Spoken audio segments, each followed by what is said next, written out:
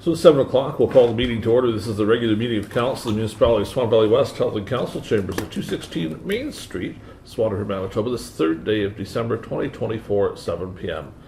Present this evening, myself, Reeve, Gade, Councillors Brian Burick, Carrie, Blosha, Byron, Zbirun, Terry, Neely, RJ McGregor, the CAO, Kristi, Ronnquist is here, videographer Jeremy Bergen's here, and we have a couple guests tonight, one electronically and one appearing in person. We'll start at 1.2 on the agenda. Be it resolved that notice of absence submitted by Councilmember Kushniryk regarding the regular meeting of Council held this third day of December 2024 shall be accepted as received. Is there someone to move the resolution? See Councillor Burick and Councillor Blosha. Any discussion? Hearing none, we'll call the question. Those in favour? That is carried. Number 2, adopting the agenda. Be it resolved the agenda for the regular meeting of Council held this third day of December 2024 shall be adopted as presented. Is there a mover? Councillor Neely. I see Councillor McGregor first. Is there any changes or additions anyone wishes to propose tonight? Hearing none, we'll call the question. Those in favour? That's carried. Tonight I do not have a Public Works report. Do you have one? I do not. Okay, so unfortunately I don't have one to share tonight. We do have Mr. Hofford listed as a delegation tonight. So if it pleases the crowd, we'll have him bring a chair forward to the table and join us.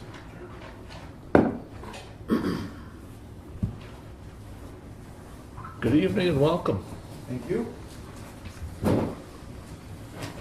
Okay, so my name is Ryan Hofford, and I'm here on behalf of the Bozeman Community Skating Arena or Rink.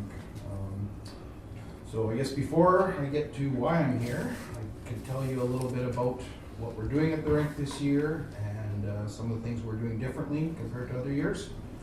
So first of all, we got a new executive team and a pretty good group of engaged volunteers. I'm told it's probably some of the best turnout that the rink has seen in the past 5 years since COVID anyway, so that's encouraging. But probably the biggest thing we're doing this year is 2 new youth programs. One's our 4-on-4 youth hockey program, which is going to include skill development and some game time for kids that aren't participating in minor hockey in Swan, or the 4-on-4 program in Minnetonka's. We also have a beginner learn to skate program, which is similar to Can Skate. We can't call it Can Skate because instructors and stuff. But both of those have been received pretty well by the community. Sign-ups are increasing daily, so pretty good support from the community there. And then we have traditional programs that we've offered in the past. We have a sponsored free public skating and shinny program on the weekends, and we're trying to go after some of the rec and senior hockey teams to get some more activity at the facility, which have kind of moved away from Bozeman in the last few years just to trouble they've been trying to have them get ice in and things like that. So trying to get some of that business back. We prioritized our ice making this fall, and cold weather's helped with that. We're on schedule for full operation by the holiday season. We anticipate opening our doors for a Bozeman Community Christmas Party hosted by the rink and the Bozeman Lions on December 20th. So free hot dogs, hot chocolate, and all that good stuff to get people out. So yeah, that's what we're doing this year. Any questions before I get into the big ask, I guess? Wish list. The wish list? Yeah. What's it been like? Like you say, it's better this year, but can you give us a picture of the last couple of years?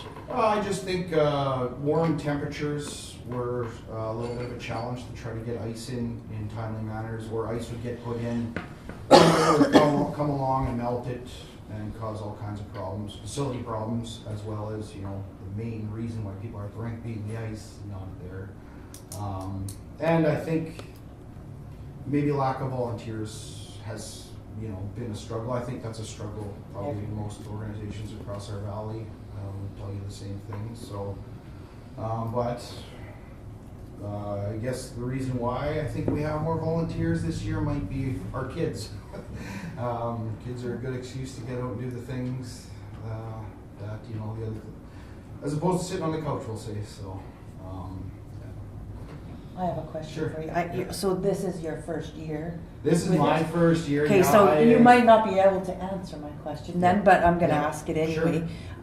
Swan Valley West has given a grant for quite a few years Yeah. of $5,000. That's I right. just wondered if you knew Yep. what they used it for. So I figured I'd answer that question. So my wife, who is now president of the Bozeman Community Steering, pulled the last 12 months worth of bank statements, and so there were some pretty significant projects we did in the last year.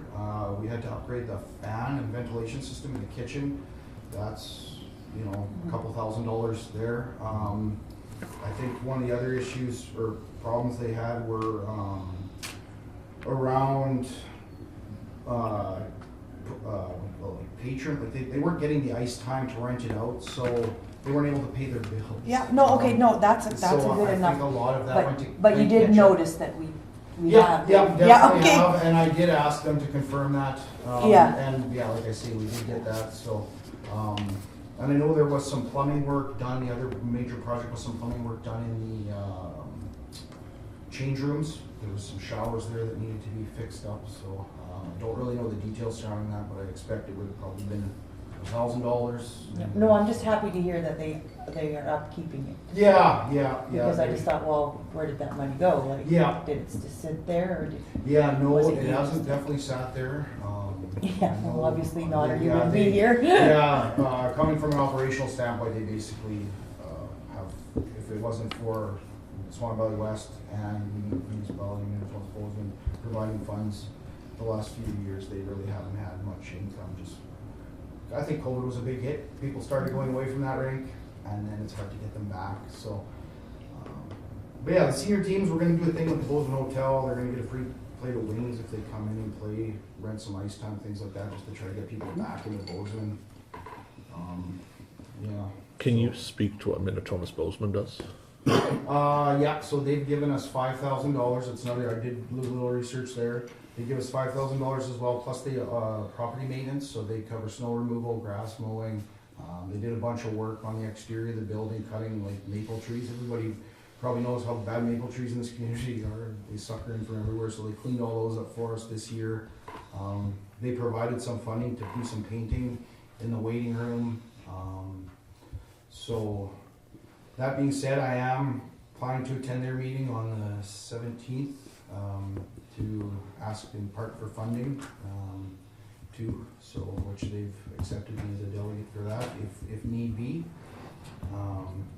They also have written off, or I don't know if it's written off yet, so I probably shouldn't say that, but our water bill. So they provide all the water for flooding, which is pretty substantial. Like we're using, it's my first year really doing it, and I'm quite surprised at the amount of water that we're using, which when you think of to cover a surface of that size, there's a lot of gallons there.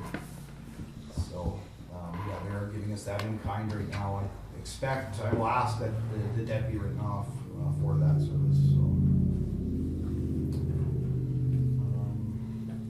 Yeah, any other questions?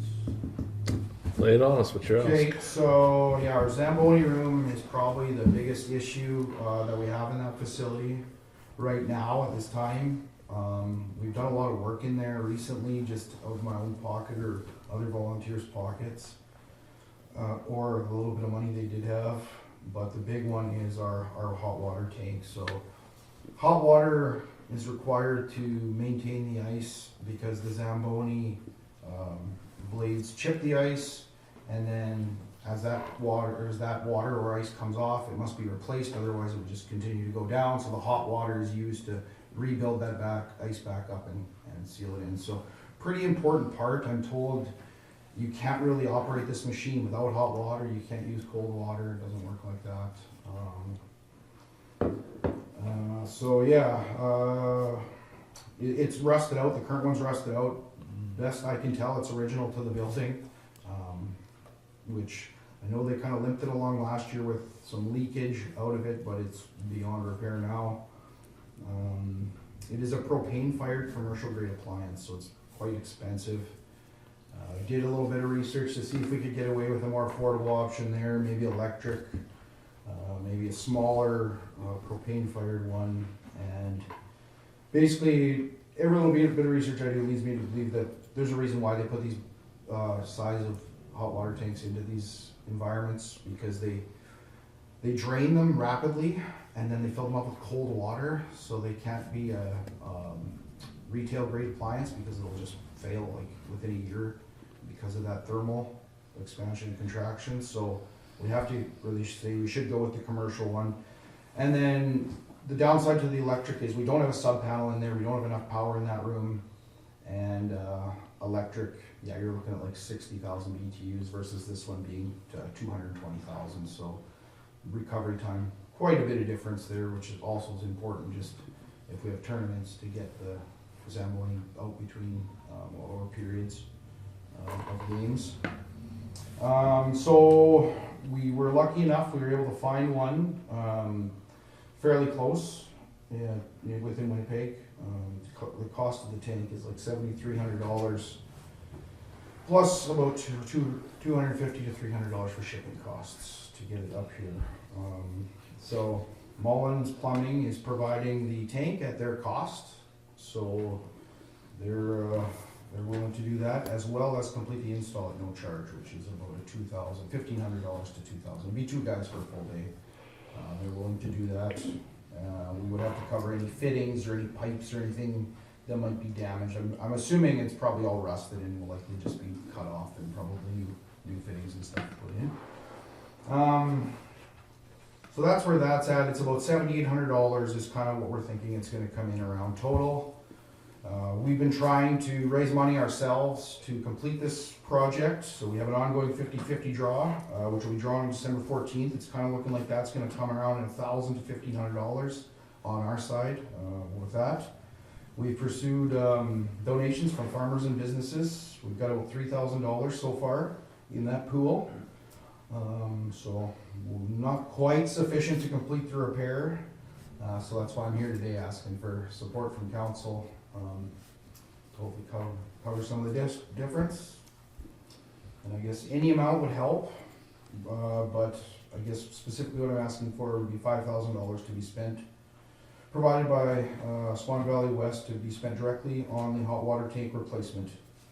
Now, that would also free up the funds from our 50-50 and allow us to complete other maintenance repair items. We've got some severely deteriorating insulation, we have a heater motor that needs repair, and there's more on this other page, so I don't want to bore you with the whole details there, but a lot. So that 50-50 money would be used, for more maintenance items or repair items. It's all volunteer labor, nobody's being paid. I know it was a few years ago, I think there were maybe some positions there, but the last few years it's all been volunteers, so there's that. Now, I guess, I know the rink resides outside of Swan Valley West Municipality, but I guess I'd like to remind council that many of the users and patrons are Swan Valley West residents. 3 of the 4 primary executive members are Swan Valley West residents and taxpayers, and the majority of our volunteer base resides and pays taxes in Swan Valley West. So I'm hoping this highlights the fact that the project is dear to Swan Valley West residents as well as Manitoba Bozeman too. So. And that's pretty much what I had. So anybody has any questions more on that? So the $5,000 you're looking for is in addition to the normal $5,000? Yes. Okay. So you're you're looking asking for 10 actually. Yeah, so I understand the 5,000 would be The probably 5, 2025 budget, because you've already given for 2024. I have the no, check today for there 2024 would be here. a check coming for 24. So that's why I'm Okay, asking you, because that's okay. kind of a, Okay.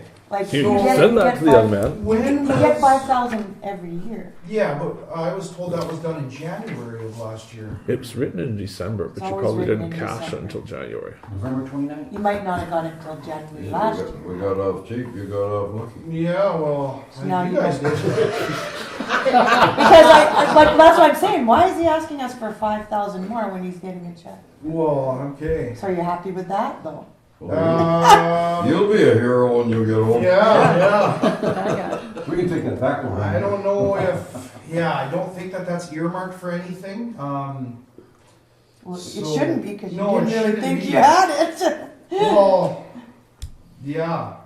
No, I don't think we did think we had it. I think we had it put on this year's books, is it, I don't know, would it be maybe got out the check out till last year? Well, you see, might not have till gone till January? January. What typically happens, like if a group requests the check earlier in the year, we write it. But then towards the last meeting of December, we go through whoever didn't get their normal grants and write the checks at the last meeting and mail them out. So there's a good chance it didn't get to the rink until the first week of Okay. January. So I'm gonna assume this will probably be enough, but if not, can I ask for the 5,000 for 2025 a little bit earlier, Not- if needed? As you said. So I just want to make sure we're clear on the request. In the new year. Yeah, in the new year, in 2025, sorry, yeah.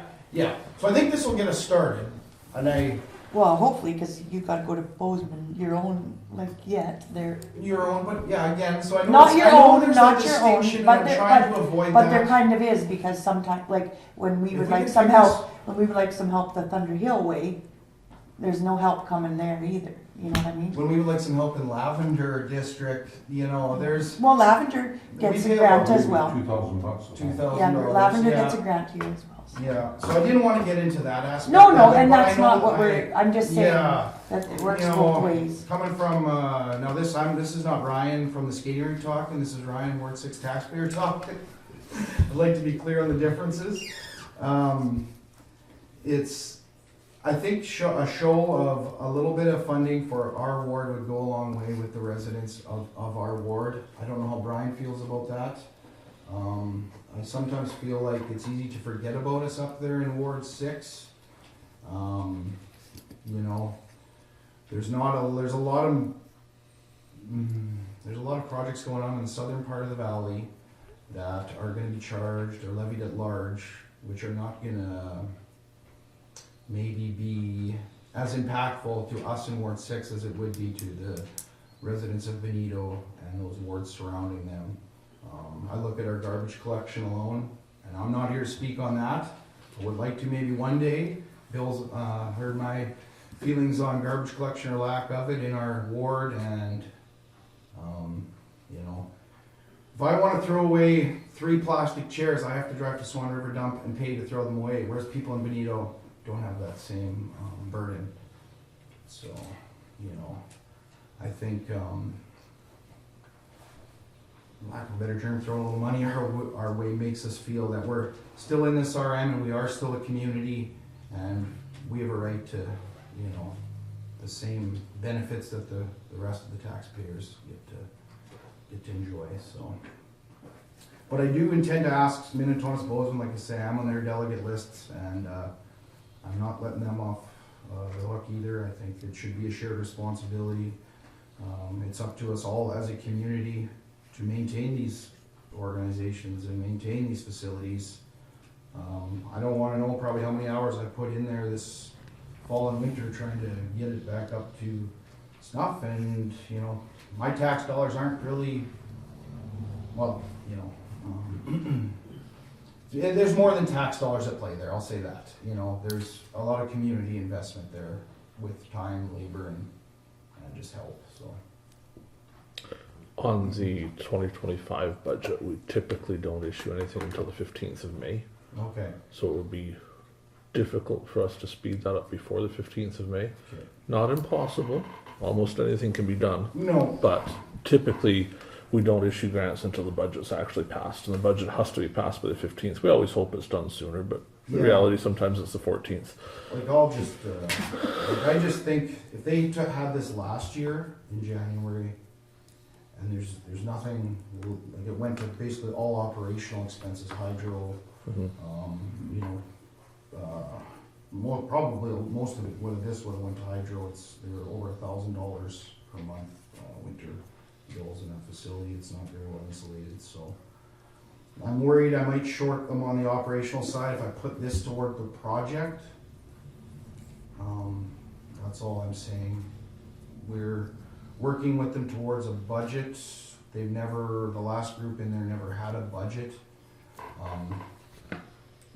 There's basically, I heard the comment said, we never had any money, so why do we need a budget? Well, that's exactly why we need a budget. So we're working with them to try to develop that. But it's not something that, I can see. Like I say, I'm just worried that I'm gonna be here again asking for more money to pay the hydro. are you thinking that you're still gonna need the other 5 over top of this? Or 5 or anything. I mean, we've raised a lot of money from farmers, and I'm sure we can continue to do that, and businesses. So I guess if you didn't want to contribute 5 towards that project specifically, any amount would help, I guess. We do offer tax receipts at the Minnetonka's Bozeman RM, so if you donate over $500, I don't know. They're not a particular much use to us.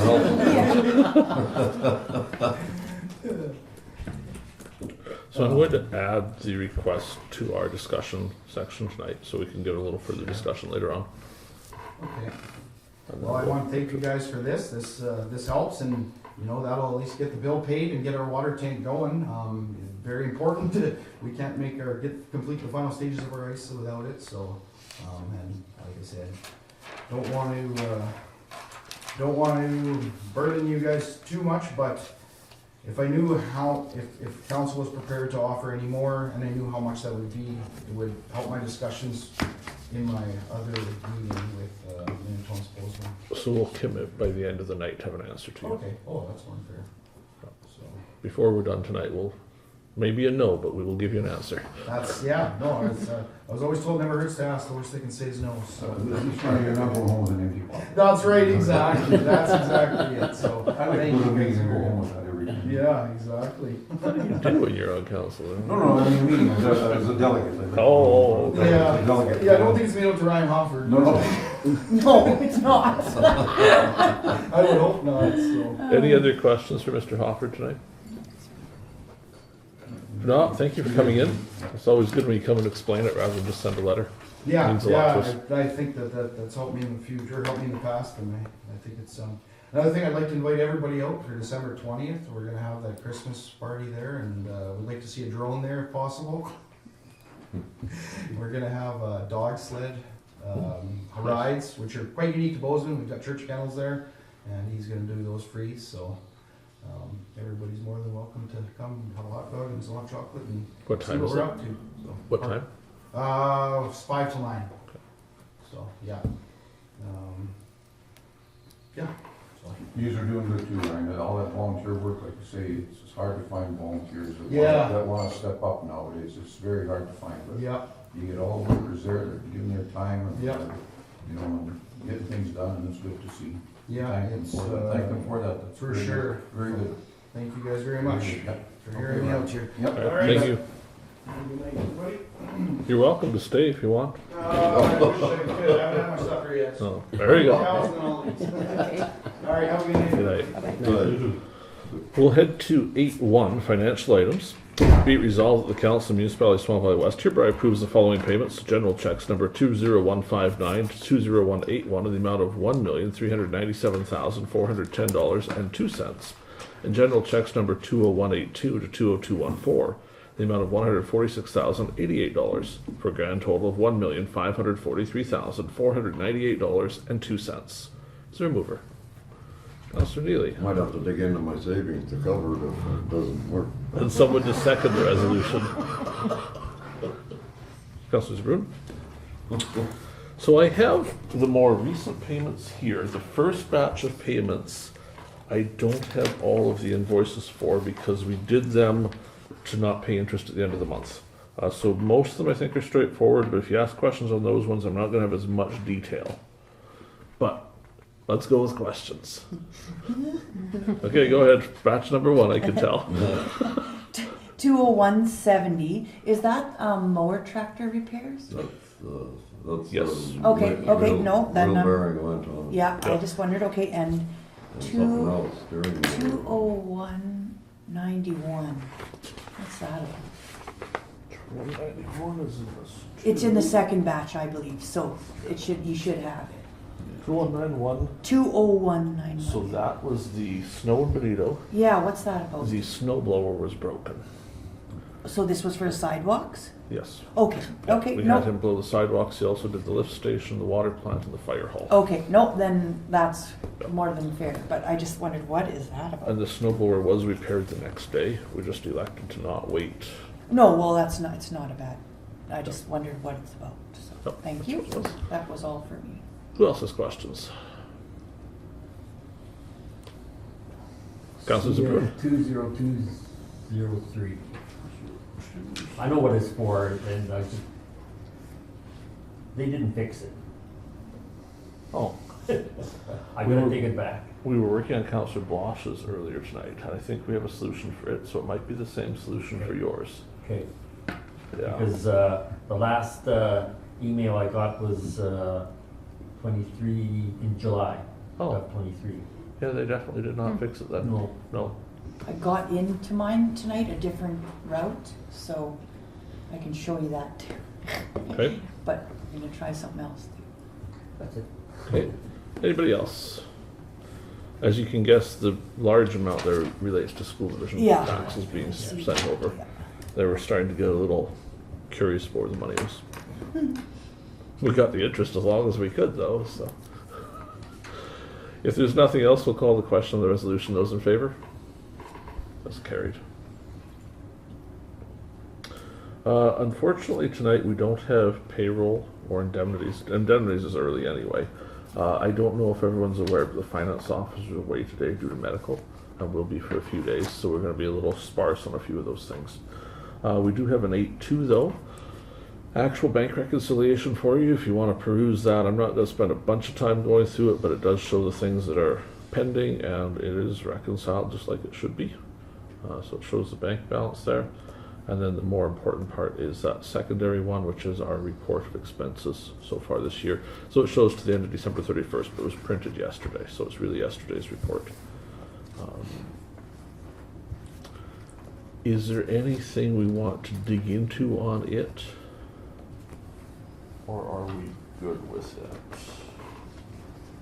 Let's see if we have.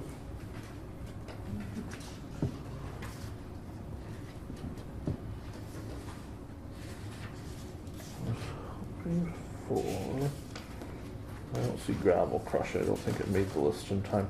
I was asking them to try and get a gravel crushing invoice to us sooner rather than later so we could get some of that through, but it doesn't look like it's I come. haven't seen one yet.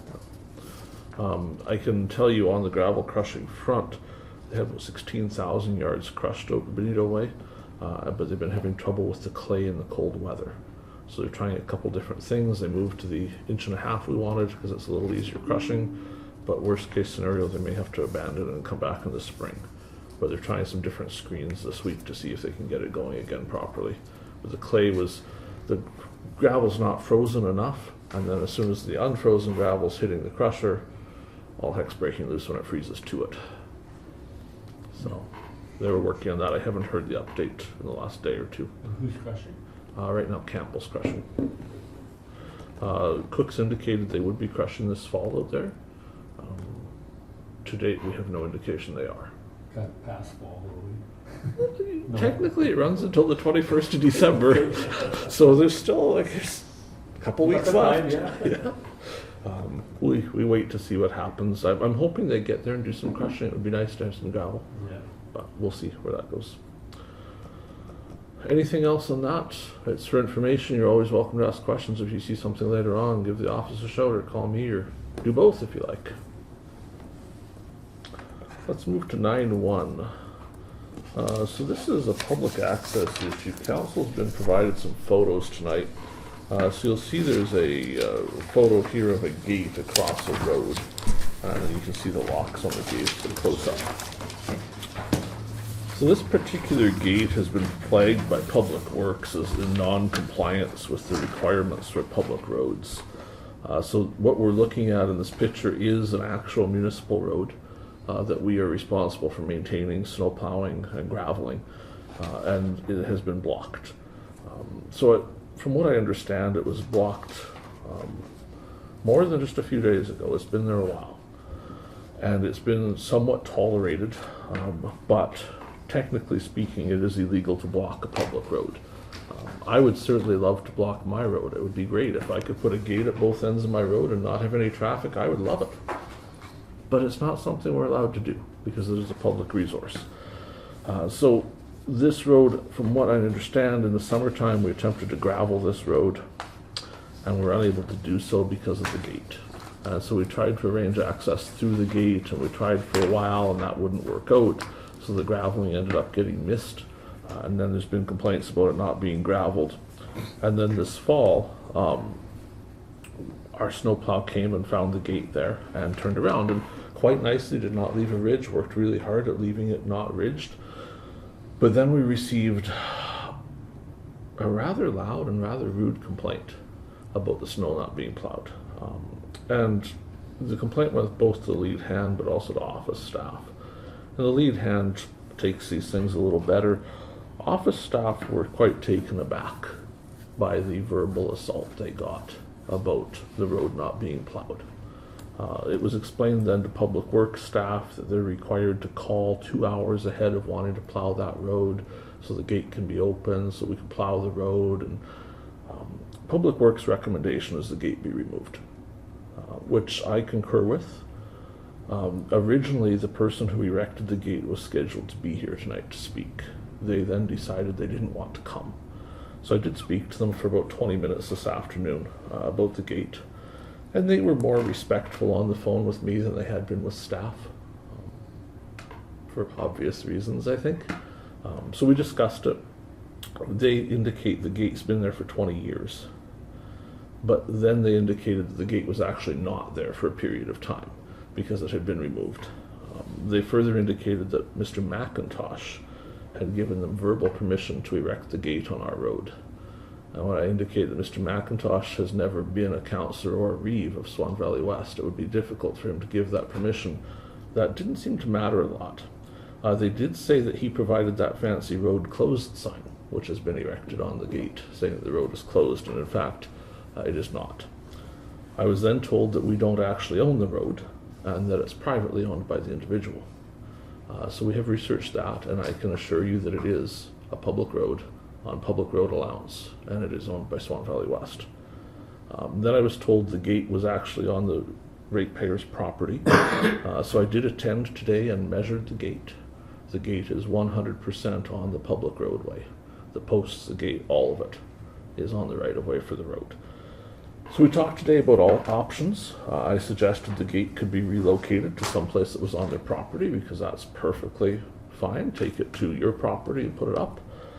I was told that wouldn't happen because the gate would be staying there. And I said, well, I understand why you want it there. I totally understand that. But it's a public road. And we've removed gates in other parts of the municipality where somebody wrecks one on a public road, because every member of the public has a right to go down that road. And that's just what a public road is. That's why we call it that. So we discussed for a while, and I said, you know, as a courtesy, we'd kind of like you just to remove the gate. And they said they wouldn't be doing that. And I said, well, we will. And they said, well, they do it then. Okay, when? Well, they can't do it in the winter because they have no way to remove it in the winter. I said, well, we do have a way to remove it in the winter, so we can remove it for you. So then we got into a discussion about where we would reinstall the gate. And I suggested that if Public Works removes the gate, we will be removing the gate in its entirety onto a trailer, and it will leave the site, and we won't be reinstalling it. So I asked as a courtesy that if they wanted to keep the gate, because they indicate it's been there for more than a year, which means it's Swan Valley West property because it was abandoned on a public roadway, we would gladly give them the gate if they simply took it away. But if they refuse to take it away and we remove the gate, we will not be bringing it to their house and installing it someplace for them. So the discussion was a little heated at that point. And I indicated that we would come to council tonight and review Public Works' decision, because essentially where we're at is Public Works has decided this should be removed, and we've asked them not to take any action until council reviews their decision, so that we don't have them do something we might regret later. So we'll go around the table tonight and kind of get some opinions. I do not believe we have the legal authority to leave this gate there. Even if we wanted a gate, I don't believe we can grant the authority to block a public road with a gate. Outside of that, it's causing substantial issues for Public Works, because it's preventing them from properly clearing the snow and maintaining the road in a safe manner. And, you know, the third part is if we allow a gate here, then we're gonna have to allow a gate on every single road in Swan Valley West. And that's gonna get pretty interesting for a lot of reasons. This gate does lead to a public reserve. So if you go down that road allowance far enough, you hit the river, which has a public reserve attached to it. So not only is it blocking the public road, it's blocking the river access, which is also available to the public anytime they want it. So let's start with Councillor Blosha and your thoughts. Oh, public work, if it's causing trouble for public works, it's on public property. I would back public works all the way. Councillor Burick, your thoughts? I don't understand what there has to be a debate over that for. Like, I mean, it's a public road. You're blocking a public road. So it should be removed, period. Like, I mean, there should be no debate on it. Well, the reason we're discussing it tonight is to make sure that we've No, discussed I'm not it. saying 'Cause us. we just didn't want Yeah. Public Works to go do it No. and then have council say, what'd you do that for? So we thought, let's come here first and talk about it. I'm not saying us, but why there's a debate between the landowner down the road and us, that it's a public road, they're blocking public access. So can't they move it to where they're, I think farther down the road, doesn't it turn into their property? It does. Well, that's where the gate should be then. I at made the that mouth of their suggestion. property. That would be the perfect place for a gate, is Right, at their property. Yeah, but I support, Public Works, remove it. I was just gonna ask you another thing, what if somebody hits that gate, who's responsible for it?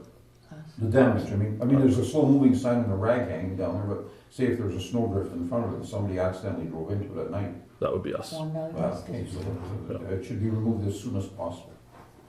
Councillor Zbirun, your thoughts? The hydro goes to their house, The hydro line does go to their house. so they open it and close it and go to their house. From what I understand, I took pictures of the lock. It looks like Manitoba Hydro has placed a lock on there so they can get through there to their line. Yeah. And from what I also understand is we have been offered a key so we could unlock this lock. So our snowplow operator would stop, get out, unlock, open the gate, plow the public road, then be responsible for closing the gate again, which Public Works declined. Move it. Councillor Neely, your thoughts? Well, I'm in agreement, this is a hazard for grading, graveling, snow plowing, and a potential danger for somebody to get hurt. And I don't know where the grader is, there an approach on one side or the other where he turns around? This is right at a corner, so this is a Where the three-way gate junction is? here. The gate is looking to the south, but there's a road goes to the north and a road goes to the west as well. So this is right at the junction. No, you can't close a public road. No. Councillor McGregor, what say you? I agree with everybody else around the table. I think we should get that out of there as quick as possible. Does council wish to have a resolution on that tonight, or do you want to just give direction to Public Works? Oh, I think we've discussed it. I don't, we need a resolution. You don't think we need well, I'm not saying don't think, maybe have a resolution to give Public Works the okay to do it? Or is it okay, do they have the okay? Technically, we're reviewing their decision, so we could Okay. pass a resolution saying we uphold their decision, Yeah. if that would be I think suitable so. Just- language. Just Because so that they're clear, that they stop them there, they say, look, we got a resolution here, says I have a copy of the resolution right with me. remove it. So a little paper trail doesn't hurt. Stand behind the staff. Yeah. Yeah. No, you can't do that. And then complain because the road wasn't gravel. For grading.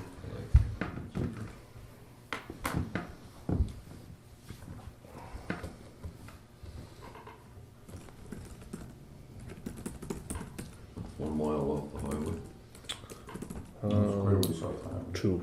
2 miles. Well, you'd be on the line then. It's right on, that's on the boundary. I couldn't You remember. go south of this, you hit where Plum used to live, or where Plum used to live on the corner there. Brian Zander lives on that road. Brian Zander. No. More by, David Payton lives west of this a mile. yeah, across the field over here. And Dan Jursak lives a mile west. Well, he's a mile west of it.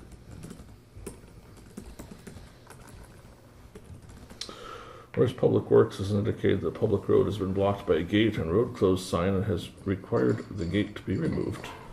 And whereas the Council of the Municipality of Swan Valley West has reviewed the decision made by Public Works, therefore be it resolved that the decision of Public Works is upheld and the gate shall be fully removed forthwith. Suitable?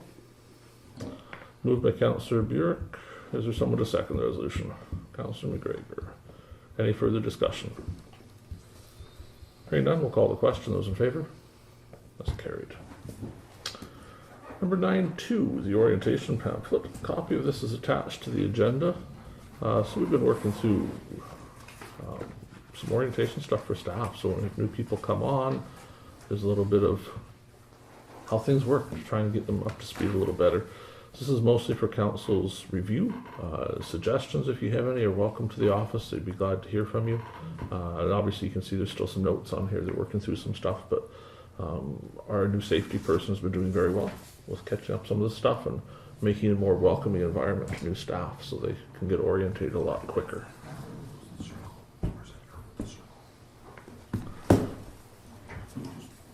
We'll give you a minute.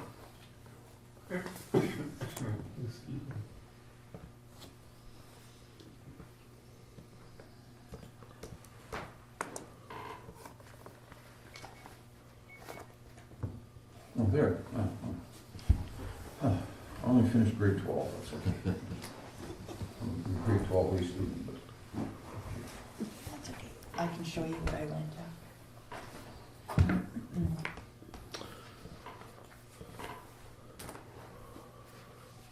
Any discussion on the orientation pamphlet? If you see something later on, it's a work in progress, so make your suggestions sooner rather than later, please.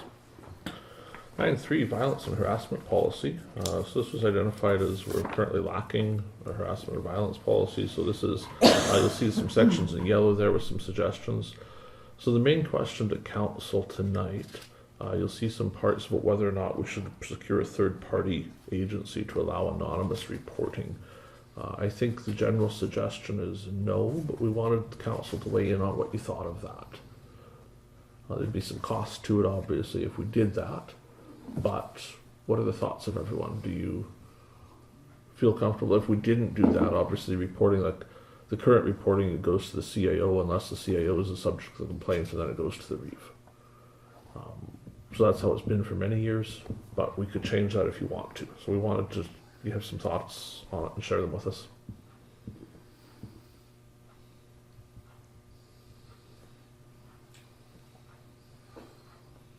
Who would a third party be?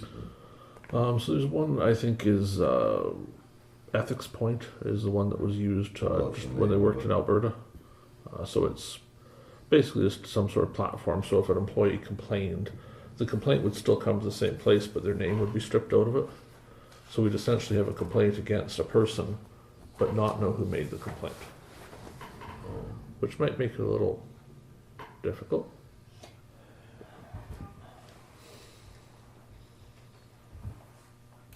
We don't also have as many staff We don't as have you know, We don't have 150. but I understand where this is coming from, Mhm. totally understand where this is coming from. But when you have a staff of a dozen, it's a lot different than having a staff of 300 or, Well, yeah. you know, that, I'm just saying. So for me, I think, I don't know, I think we're okay.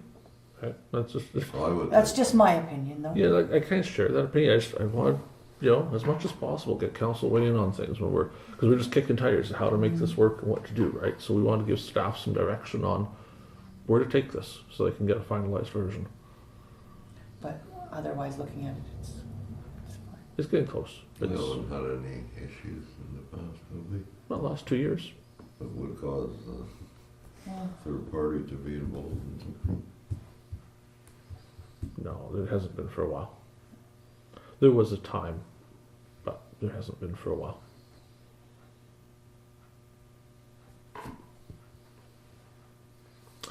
So if you're all right, we'll leave that. But if you're having more thoughts, as always, please bring them forward sooner rather than later. So you're wanting us to look at more of the highlighted parts? Look at the whole thing. The big thing was the third party, so I think we kind of have direction Because on there's that. still some more highlighted There is. parts I wondered if you wanted. Yes, and those are discussions ongoing if they're highlighted. So Okay. send thoughts on that too. Okay.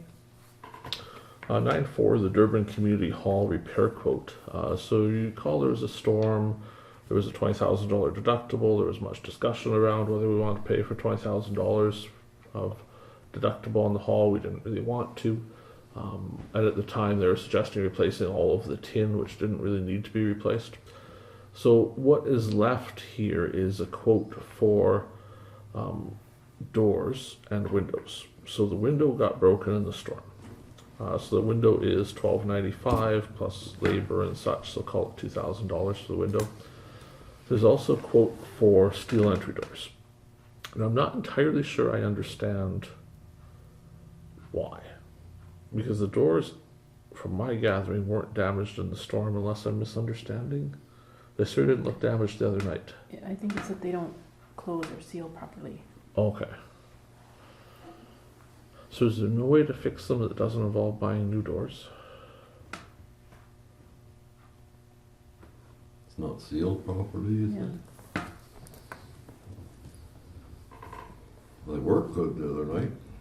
It closed a little fast, the one. Well, you can adjust that. Yeah. Anyway, they got it adjusted for cold weather. It wasn't that cold. I don't know.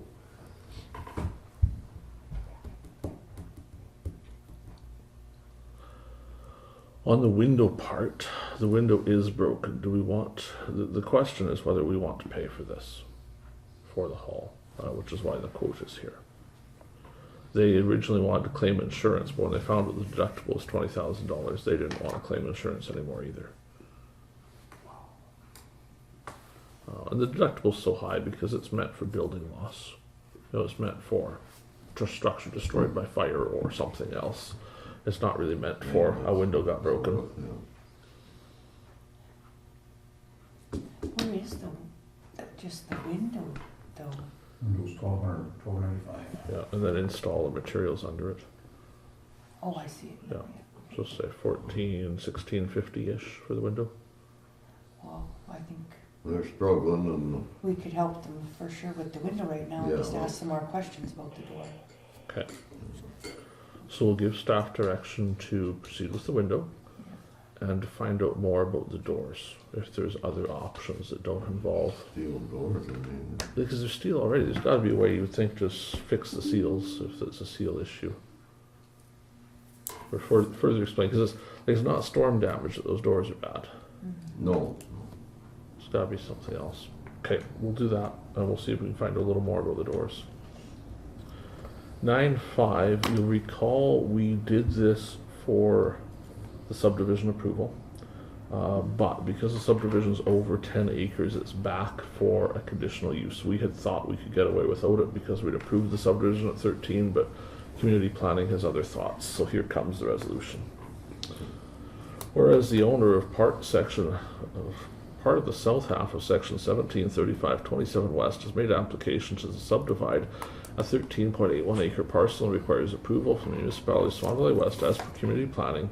And whereas the Council of the Municipality of Swan Valley West has reviewed said application along with a letter received from Municipal Relations dated July 29th, 2024, have noted that taxes on the property divided have not yet been paid, and further that the municipality has no objection to the aforementioned subdivision.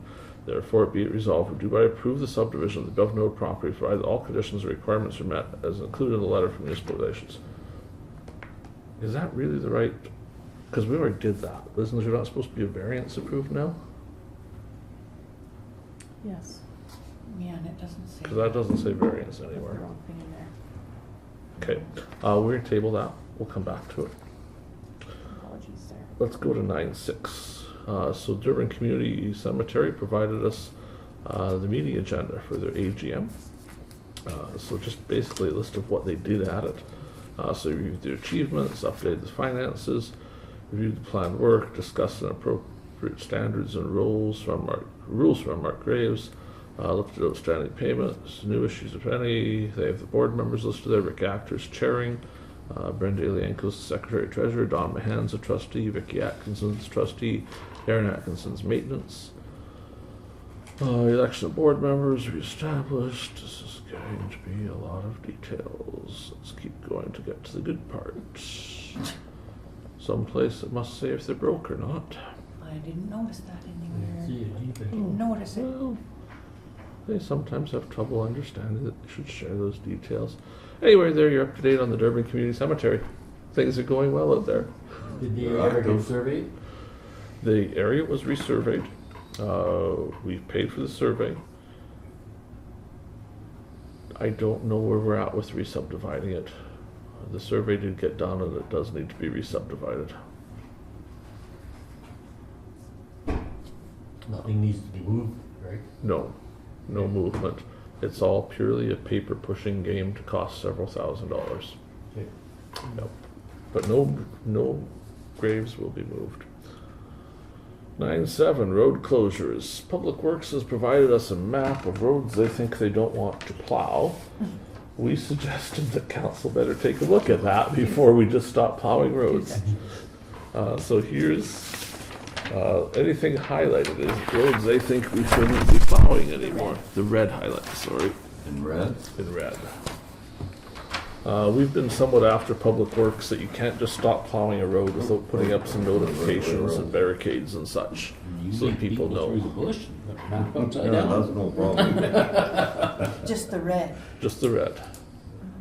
There's nothing Where much. are we, oh, okay, this is fine. You don't see it on here, but So we're curious if these are roads we typically stop plowing. We just want to make sure that no one has concerns with these. 220. this is the north, you guys wanna look at that one? They had no problem with that road, from just You don't have to worry about pound I don't roads know, and Ward is it 6 any anyways. areas? No. mile. Past years there by, where Fred Sass's place there. There's one you might. The highway, remember? Brian, You might wanna There it leave is. Brian, this is the one down Nothing here. said about Yeah, that's probably the one, that was the one I was That's looking usually at. the one where there's issues. I Okay. don't know that it's So- on that map though. Oh, This it's is two not, maps. this There's is two not red, maps. though, we see purple and green here. Well, this red one is I not see the some little red red. at the Red. top Where there. do you see What's it? that? Look at the top line, that Oh, thing. burgundy. Yeah, whatever that is, all that red. Reddish. What road is that, 208? Okay, this is you, or where is this? Good time for Probably. Harassment. Yeah, over here. That's normal? Yeah, 2 months. Okay, No, this one should be open up 73, here. like, you know, why This should not? be open, this is my place here. But This is my these place. people live here. Yeah, Burick. 174 is the one, or Copy the and one. paste it. This one's got to go north, and that's, why would you want to cross? That's the north, that's. I can understand this one, this mile here is okay. So, so this one, no. Big So Carrie. you have to- So how do we, How do we Right, circle no. that? Right, indicate on there somehow, it has to be left open. So we'll go you just, between two What's twenty-five and this two road or twenty-four. the, Or just circle on a map, do something. On this map? Highlighter. We'll get you highlighter. road 158, Okay, it gives what us, about this one here, cause this is you too. this is. Depends where right here. Oh, okay, we haven't got there Yeah. yet. Yeah, Oh, yeah, we're just going on this one. No, yeah, yeah. First curve. No, I want this one open too. It doesn't have to be here, doesn't have to be No, all that's the the time. bypass. They probably haul Oh, it. No, yeah, no, first they go this way, curve, yeah, this okay, creek, and we there's a haven't got creek the there camera that yet. floods by, Bergson's. There's a creek that floods by Bergson's. This gotta be a provincial road, or the, Like this. Yeah, and no circle that one too. Do you have any Do additions? away We can with do them in green. This year, I don't know about this. Yeah, I that don't know, could be. wait, yeah, that looks like. it's only a mile. I Yeah, don't know, that's, I don't know. that's Thunder Hill Road. That's the People Thunder live Hill here, Road. all the way around Yeah, here. that's what it is. This is where, And What is it? Dwayne's The- no around longer. the 488, Why, like why, that. why is it, why is Can't it read held that on? number. I'm so excited. Or eight thousand. there's no trees. Something, a provincial road anyway, It's a map of And something. this one here. That's his 485. 45, that's the number I couldn't read. Different number. They don't have names here? No, That's there's it, nothing here. 487 there. This is where, who lives here? It's Medill. Ryan Medill is right here. Now it's for, And what about here? I can barely. Don't matter, that's what it Okay, is. so no one lives here. No. Well, you're, I don't know where This your might be map okay. is, But Laura. what about this? Yeah. I don't There's, know. Howard. I don't exist. Rogers, Kyle So no Rogers is one. right in the corner here. That's Ward where- one's not There's in just, here. they have. There's just the- There were no suggested wards in Ward 1, Probably. probably because Dwayne doesn't know about it in the winter. Which really south of me, I don't know what the point of keeping that open is. They have the last couple of years, but I don't know why. Why, That yeah. hill, it just doesn't make sense. They don't have I it on drove there, past, but these people. I liked it over because I could take Oh, that short, okay. and plus, Then maybe somebody that's wasn't another on, I thing could that no one just take gets in that there. shortcut. Well, then this is Carrie, and then But, your Going back, this, and right? that big valley was plugged in the way I'd go, eh? Your Campbell country, so. Everything Right. is circled should be open. Hey, But like we had, like this Unbelievable. part here, because the bus got to come in here and okay. you know, maybe they just did. Okay. Don't be too surprised if we're in touch with you more about the ones you're marking to leave open Yeah, to. yeah. Well, and the one we put a question mark asking as to why they would even, because This was there's Underhill Road, 3 not homes there. anymore. Did you just get these maps today, or does that have it for a while? I think they just arrived. Just today. Just did? Yeah. There you go. Anybody need that? Magnifying glass, we got it.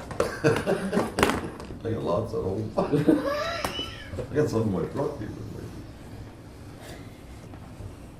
I'll tell you, if you're on the map, you're not. Just a minute. I can barely read this. Can I see Oh, that one yeah. again, where you're looking? Yeah. Because you'll be on the edge of me. I'll take a look over here, I can barely read. Yeah, that's the line, RJ. Yeah, it's fine. The blue line is the line, you only got 1 mile shown on that map. Yeah. Yeah.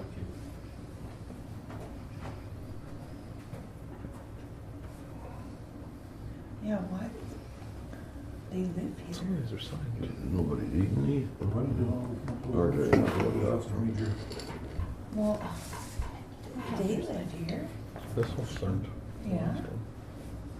And isn't this like out by Terry's kind of? Because then one is here. Yeah, this one is. All of Road 173. 174 is the border.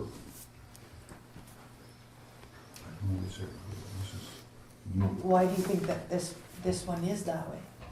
Why? Well, that's south of me, eh? Yeah, I know, but why is that like that? Isn't that over by Gardner's country and stuff? Yeah, Sturmas and.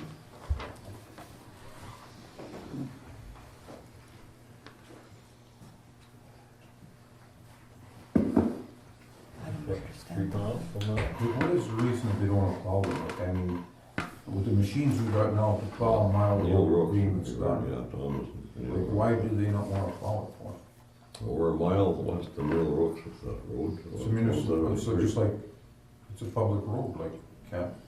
Like some we I don't, can understand some if we nobody was just down don't. there. nobody Like, you know, did the it. one beside Beeler's and Benito, we Mhm. don't because of the drifts that happen Oh. on it. In Alpine, there's quite a few we don't. Where Wonder if this is anybody lives there down that road. somewhat coming from is we indicated to Public Works that thou shalt not stop plowing a road without putting a sign saying the road is no longer maintained to prevent issues.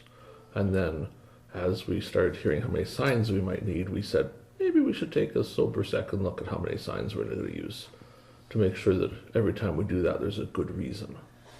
Which is why it made its way to council, just to get some input from everybody. So don't be scared to suggest that there should be changes or ask questions, and we'll further investigate. But our intention is that if we stop plowing a road, we will put barricades at the end of it that indicate it's not plowed. Because we've had issues in the past where people head on down the road and get stuck out in no man's It's land. good for the first half mile or whatever, Yeah. and then they're in trouble. Mhm. So we want to prevent that from happening as a safety issue. Could you imagine a 2 mile stretch like past my place, the first mile's done and second mile's not, and somebody comes with a super B? Mhm. Huh. Will you turn around? Be blue, there'd be blue smoke there. There'd be blue smoke, all right, yeah, it wouldn't be from it, yeah. So if you folks want to look at some more break maybe, or later other days, but don't wait too long like this week, please. Yeah. 9/8. So we've got tonight just the minutes that are unsigned. So most of these minutes relate to fairly recent meetings, but they're meetings where Mrs. Ellingson was still here, and so she can no longer sign the minutes, as you can imagine. So we had asked permission for the current CIO and myself to sign. Many of these would be minutes I would sign anyway, but we did promise to bring an extensive list of them so that everyone could see them. Believe it or not, I went through every one of these. Good job. What did you find? Lot of The minutes. third number one. The Third number one. The third number The one. third number one, it's a meeting on the 9th of January this year. Yes. If you go there, we voted on indemnities, and it says, looks like a recorded vote, And it doesn't show anything and there. nothing showing anywhere. Like no check Interesting. marks, whether you're absent or abstained or yes or no or anything. The second reading was passed, just above it was carried, but there's nothing here says, Well, that on is the third interesting. reading, there's nothing saying anything there, that's what I'm saying. I Like, agree. there's no check, you know, usually the Yep. check marks and stuff, if there's a recorded vote. Hey, we'll check that and see. I think it was unanimous, but I mean, you know, but it doesn't say anything on there. We'll watch the video Yeah, we'll online. print I don't want to have to pay money back. No? Make it so? What we'll do, like, we'll go back to the video and we'll see what actually happened that night and make this Yeah, reflect that's that. the only thing that I really, Good, Yep. thank you. really caught on. Well, there was one more, the third number 4, let's go there.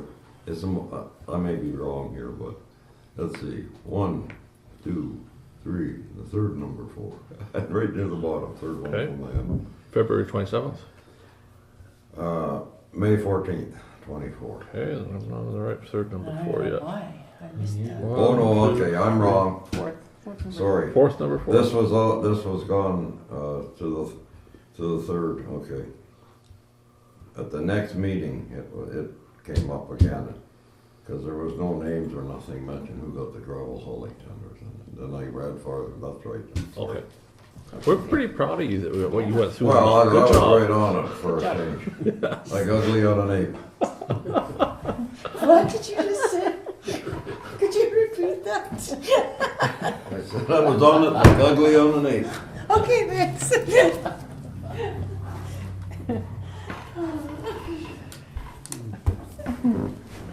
So I have a resolution. Be it resolved, current Reeve Bill Gade and current CAO Kristi Ronnquist be given authority to sign any minutes that are missing signatures. Is there a mover for that resolution? Councillor Neely, and someone to second the resolution. I'll take Councillor Zbirun. You've got your chance at the end of the meeting to be on the resolution. Sorry to make you choke there, bro. Okay, so we will check that one before we do anything with it, and if it needs to be fixed up, we'll fix it up. Those in favor? That's carried. So perhaps the main event of the evening, 9/9 Bonito Water Update. Main event of the weekend, you mean? I watched it all on my phone, but I thought, they don't need me getting into the middle of all this. I just watched it all day Sunday, you know. Yeah. Thank you. So I'll share the story of the Bonito Water. And I don't mean to throw staff under the bus. This isn't about that. It's a clear indication that we need to do some more training on some things. So when I was at AMM, I received a call one morning indicating that there was a leak at the plant, which is fairly unusual. Leaks at the plant don't often happen. And it was a leak in a seal on the incoming water line. And there was a fair amount of water coming out of it, which is very not typical. But at the time, I saw one still picture of it, and I looked at it and said, yeah, that's leaking. And we had Chad attend out there with a water operator and took that apart, put a new seal in, sealed it up, and it sealed and it was fine. And we said, okay, fine. This must be just a seal went bad. In hindsight, more investigation should have been done to understand why we had that leak, because it was a symptom of a larger problem. So as time went on, the next day I received a phone call for a low reservoir that we were not making water like we should, and the plant was generating no water. So it became apparent at that time that when the leak repair was done, the valves had not been reopened to allow water to come from the wells. And so there was no water. So we opened the valves and the plant began making water. And so it was left like that. And I asked a couple times what's happening with reservoir levels and was told they're going up. And that was the end of my due diligence, was they're going up as they should be, life is good. I wasn't asking for the numbers, and I should have been asking what is the actual number of the reservoir each time to make sure it's filling into what we expect the fill to be. So the next time I became involved was Sunday morning. I received a phone call from the duty operator essentially asking if I knew the reservoir was down to 3 feet, which is an extreme problem. That is, beyond critical to be that low. That's 30% of the reservoir left. So I got up, I didn't brush my teeth. I went to go see, because it seemed to be the type of issue we better figure out fairly soon. So probably we should have noticed that sooner. We don't go from 10 feet to 3 feet in one day. That's a couple days of issues that went unnoticed at the plant. So that's simply, we're going to do some more training. We're going to look through that and get just sharper on what those numbers need to be. Because just looking at the numbers isn't good enough. We have to understand the number too. And that's just, we've got a lot of staff turnover. We've got new people doing this. They've never done it before. This isn't their fault. It's just we didn't train them good enough yet. So we're going to shape that up a bit. So when I attended, there was only about half as much water coming from the wells as there should have been. So typical causes of that, we've seen it before when an air relief valve fails and we're leaking water. We've seen it before when there's a pipeline rupture. So I patrolled the line looking for either of those and didn't find anything. So the next step is to check at the actual well site. We're then looking for a well that has failed to be not producing water. That's when we couldn't find a key for the well site building. So it was a critical issue. So I performed some renovations to the door so a key was no longer required to access the building. And then went in the building and stepped 1 foot in the building and fell on the ice on the floor because the building was frozen solid. So I began investigating that, and at some point someone turned the heater off. So my guess is in the springtime someone turned the heater off instead of leaving it set on low all summer like we normally do so that in the winter it would catch it. The other issue, of course, is that we probably should have known 2 months ago the heat wasn't working. So it was very indicative that no one's actually been going to that building and checking on it like it's supposed to happen, which is probably because they couldn't find a key. So, small issues lead to bigger issues. So in hindsight, the failure at the plant days earlier was because the pressure sensing equipment had frozen. And when the plant no longer needed water, the pumps weren't shutting off anymore.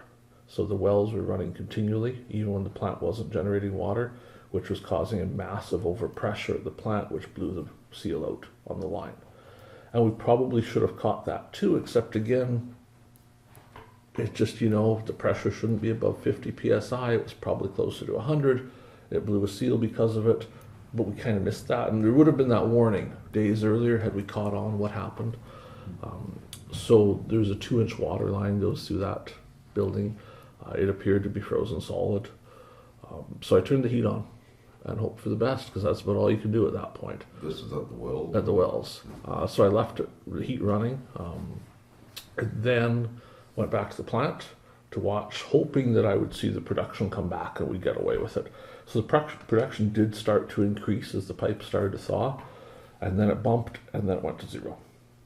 Which was an indication of a fairly substantial problem, which you've then seen the pictures. Yes. So I went back to the well site to see what had failed and was met by the water coming down the road. So when I walked up to the well site, there was the sound of water, but there was also the sound of arcing electricity inside the building as the water was already submerging the electrical components in there. So I have to admit, I wasn't brave enough to open the door while those noises were going on in there, because it just didn't seem like a good idea with how much water. Well, a little icy for that. on our farms, we have those wonderful disconnects on the poles.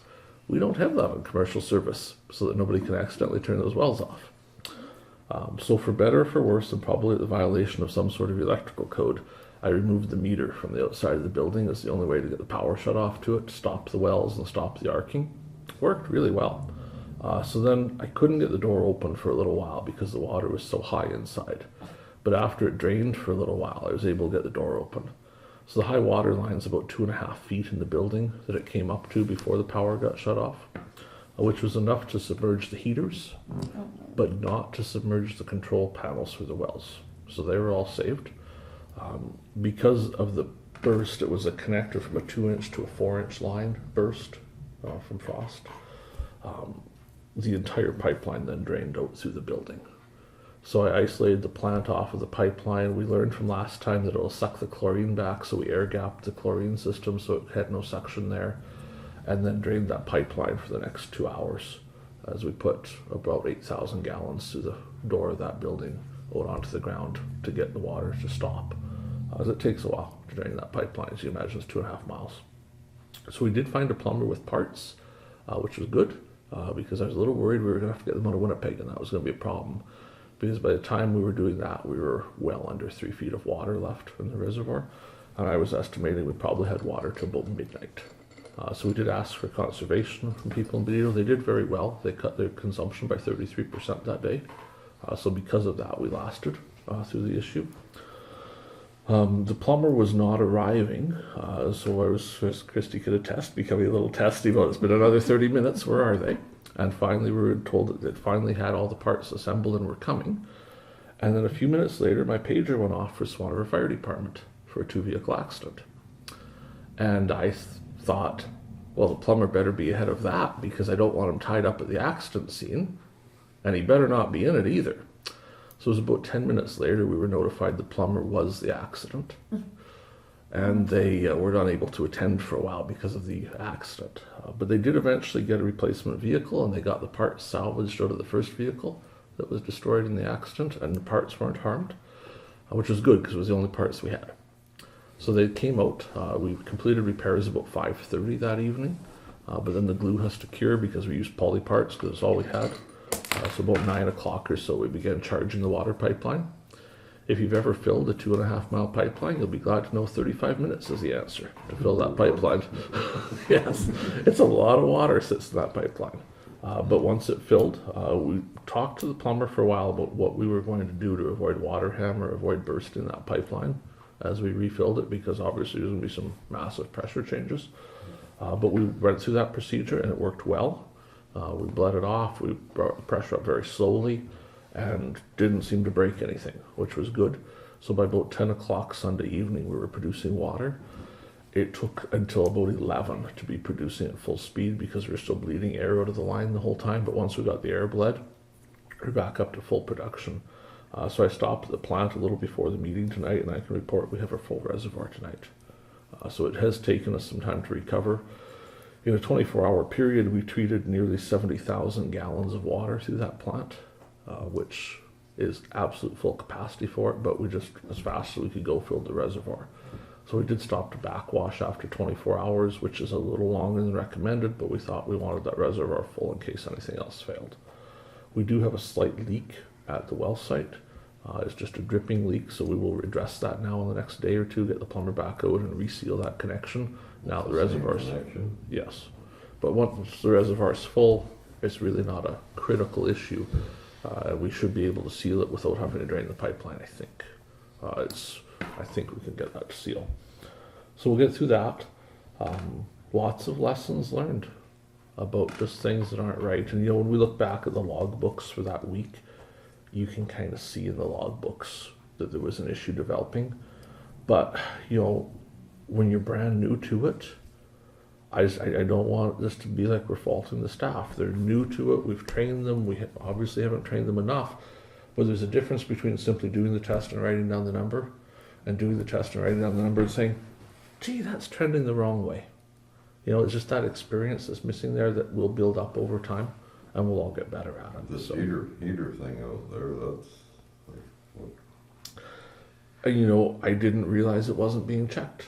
And yeah, I, that's what I mean, like who would... But I know, right? yeah, and Who's in charge of that maintenance of that part? the people that were there before, if they didn't tell the new person, how would this they is it, know? right? Different person every 2 or 3 months, right? Yeah. That's the problem. Yeah, and the knowledge just didn't transfer over, right? Mhm. You know, so ultimately, the lead hand is responsible. After the lead hand, the CAO, and then the responsibility falls to me. And all the way up the chain of command, I can tell you, I never said to anybody, hey, did you go check that building? I never went out there myself either. I didn't even know we didn't have a key. What do you Well, think? You know, it just wasn't on the So radar. if the heaters were working, would that whole pipe still burst? No. Froze. It froze. Yeah. There's indication on the pipe that it probably was severely cracked from a previous frost incident. You can see in the break that like this much of it, only that much of it burst this time. You know, at least 2/3 of it had already cracked. My understanding is it's not the first time that building's been frozen. Is it on a thermostat, that heater? It's a construction heater because both heaters that are supposed to be in the building failed and were never replaced. So someone instead wired a construction heater in. you know, a few degrees above freezing and leave it there all year round. The original design for the building has 2 heaters. One runs at a little higher, one runs a little lower. So heater 1 always runs, and when heater 1 fails, heater 2 takes over, and you replace heater 1. When they both failed, they weren't replaced, a construction heater was put in. So there's only 1 heater. It has a brand new construction heater now, because the other one wasn't much good. A little rusty. Yeah, it was, to its credit, the smoke that was coming out of it, I think it was still trying. But in that video, when the door opens, that's not steam, that's smoke from all the stuff that was frying in there. So, It's like a sauna. we haven't seen the bill yet, but we got away lucky. Like, this is gonna be $1,000, maybe $2,000 at the most for fixing all this stuff, as compared to like $20,000 if we'd let that water get to those control panels. So we did good. Like, as far as I know, it's a disaster. I never want to see it happen again, but boy, did we get lucky still compared to what could have happened. And it was dealt with fast, like, Mhm. yeah, that's what Yeah. and fixed fast, and we didn't have boiled water last So week, are we so. going to put proper heaters in there? Not today, but we're going I mean, to. down the Yes, road here. we should be repairing the 2 heaters and have it set up properly. We're probably going to put some monitoring in there that looks at the temperature and calls us if the temperature gets too low. No, It's got a clear shot to that Thunderhill tower. We can just hook it up and we got the technology Yeah. nowadays. I mean. make it so we know those things. Regular visual inspection too. We should be out there visually inspecting. If you remember in the past, there's been some concerns about mouse activity in that building. It's hard to make out in the video, but they go past me when I open that door for out of the building, so it's mouse free at the moment. They I drowned, didn't they get drowned. to there. Well, there was mouse activity in the building. Oh, my. And that's been Yeah. concerns for a while now. But if you watch close in the video, you see them leave. They have life jackets on? No. One got stuck. I had to give him a little push with the shovel. But I also found where the hole is because the water was coming out the mouse hole as quickly as it was coming out the door. So we know where to repair the hole now. Helping us, okay, Yes. drain the water. I'm just So- joking, that's not funny. So overall, we'll take this under advisement and fix some So that's things. good you were available this weekend. Yes. So I was is just this, gonna, can I ask you one question? Sure. If you weren't there, was there somebody be able to step up? so Chad was unavailable when the issue immediately began. He did become available a couple hours later. So like if I had never gone and turned the heat on, the thing wouldn't have started to flood. So it could have sat there frozen. But reality is if we hadn't started dealing with the problem when we did, we would have run out of water in Yeah. Manito. The taps would have gone dry and we'd have a boil water odor. Exactly. So this was the best case scenario. And I kind of want to touch on part 2 of that. So the last few days, the office staff has been taking some crap on my behalf. They've had an individual in that's quite unhappy with me and my role as Reeve. So I wanted to just on the record discuss that a little bit. So, you know, we've had the discussion, I think, privately before. I really do feel that things are ultimately my responsibility. I take personally that this got screwed up because I know there's a bunch of people between me and the issue and it should have been caught along the way and it never was. But ultimately I still sit at the start of this. And if nobody else catches it, it's my job to catch it and make sure we fix it. And it didn't happen here. You know, it never should have got to this, but it did. And so the concern that's expressed is a feeling that Reeve should attend 2 meetings a month and not be involved in operations. And I just don't agree with that because somebody's got to be ultimately responsible. And I would love it to always be, it would be great to hang it on the lead hand and say it's entirely the lead hand's fault. Or we could hang it on the CIO and say it's entirely their fault, but it isn't. We've got new people in new positions. This is a matter of everybody working together. And if I just showed up twice a month for a 3-hour meeting, what would this place look like? It would just be bad. So their concern is that I shouldn't be paid for anything, I shouldn't this, I shouldn't that. So on Sunday, I miss church, which is church.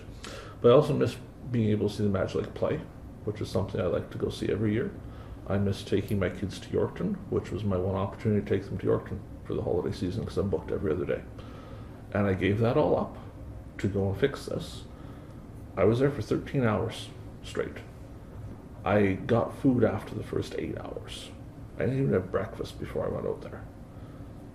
I billed for it. I get paid $25 an hour. I don't get overtime, and by rules of council, I only get paid for the first 8 hours. The next 5 is volunteer because of how our indemnity works, which is fine. That's just how it is, and I'm okay with that.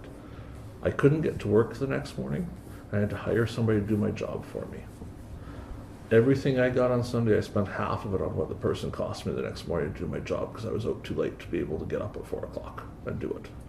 So the whole idea that I'm somehow getting rich and making all this money off this is absolute crap. I'm doing this because I care about the municipality, and we've got to make this place do better. So the staff have taken some flack as of late. The individual has pulled every single indemnity I've ever filed with some intent of proving that I'm somehow an evil monster that's destroying the municipality by overbilling. So we'll see where that goes, but they also requested wage amounts, the exact amount paid to every staff member in the municipality. We denied that under Freedom of Information Act because that's not public information. We did, however, provide wage scales, which is public. So for every position in the municipality, we've provided the general scale from tier 1 to tier 4, as is public, to them, and they'll go where they want with that. But it was disappointing because I don't think anyone intended for something like this to happen. And every time there's been a disaster, no one's intended for it to happen. And when Chelsea's been sick for a day and I go and do the water plant for her because she's sick, I'm doing it because she can't. Otherwise, she does it every day. I don't want to work at Swan Valley West. But I'm sure not going to sit at home and say, yeah, well, there's a boil water order in Benito because I didn't get out of bed this morning. But that's just not something that's going to happen. So there's my speech. I was gonna say, you missed a very good play on Sunday too. It was a very good performance. Excellent. Enough out of you, Brian.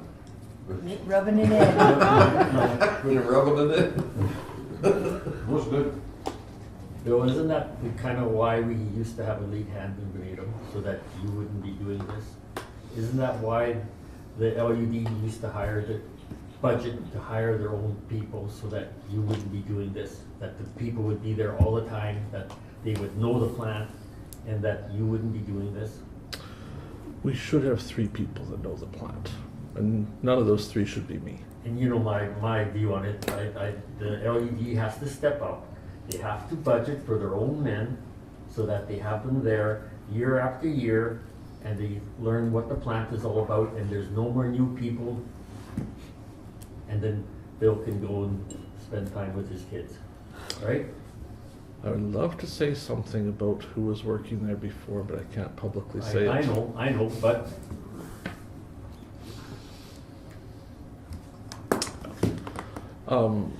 The water was this weekend. You know, the time before that is a grader runs over a car. I go for that. There's been hundreds of things that I go to over the last 2 years. Very few of them are just the water plant. So I take the point for the water plant. We have a discussion later on in camera about who else to train for water. But outside of the water and outside of the LUD, the issue exists other places too. You know, there's got to be someone that.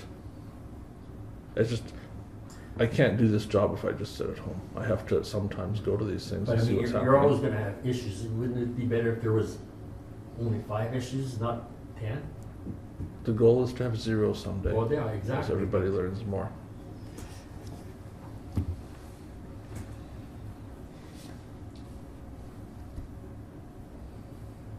At the moment, unfortunately, we only have 2 people trained for water. Mhm. And trained is kind of a quasi thing, right? We're still completing Beginners. training. Yeah. Beginners, yeah, you can. And And you also have to watch too, because, I mean, that's a pretty important, I mean, if I went to the water plant and did my thing there, whatever it is, would you sign off on that, saying that everything was good? Not really, would you? You don't have a certificate. Well, there you go. No. So you get somebody that got half a certificate and not this training, You get somebody else that has their certificate, and this other guy goes in there and says, well, I'm not gonna sign off for what this guy did, right? So we have a certified operator that does sign off every day on our operations. Right. But then again, it's the same thing. If I take the book and I read your book without taking the course, and I say, well, I can do this, right? So is this guy that's certified, is he gonna sign off for what the work I done there? But if he checks your numbers, I guess he would. But as long as I you mean, have the I proper wouldn't sign off, certification. you know, Mm. because it's be my name or your name or whoever that signs off, that's gonna be, they're not gonna come up to me and say, they're gonna come up to the guy that's signatures on that piece of paper, right? So specifically that, like if I do, like yesterday morning, Chelsea was away, so I did the plan because I was still watching it. Yeah. So I signed the paper for that. Right. And she signs it the day she does it.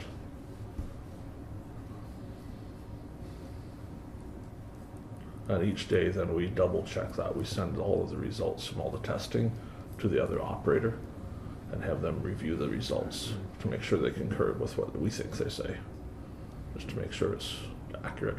We have another employee that has his water ticket, right? It's refusing to use Right. it. Yeah. And is that one of the reasons why? Is because he doesn't wanna sign off when somebody else is doing the work there? No. I've never heard that. Well, I'm just saying, I never heard nothing either, but I'm just, Yeah. So he would only sign work he did. Like he would never sign for like somebody if I else. went and did something, he wouldn't sign it Yeah. because I would sign that line. okay.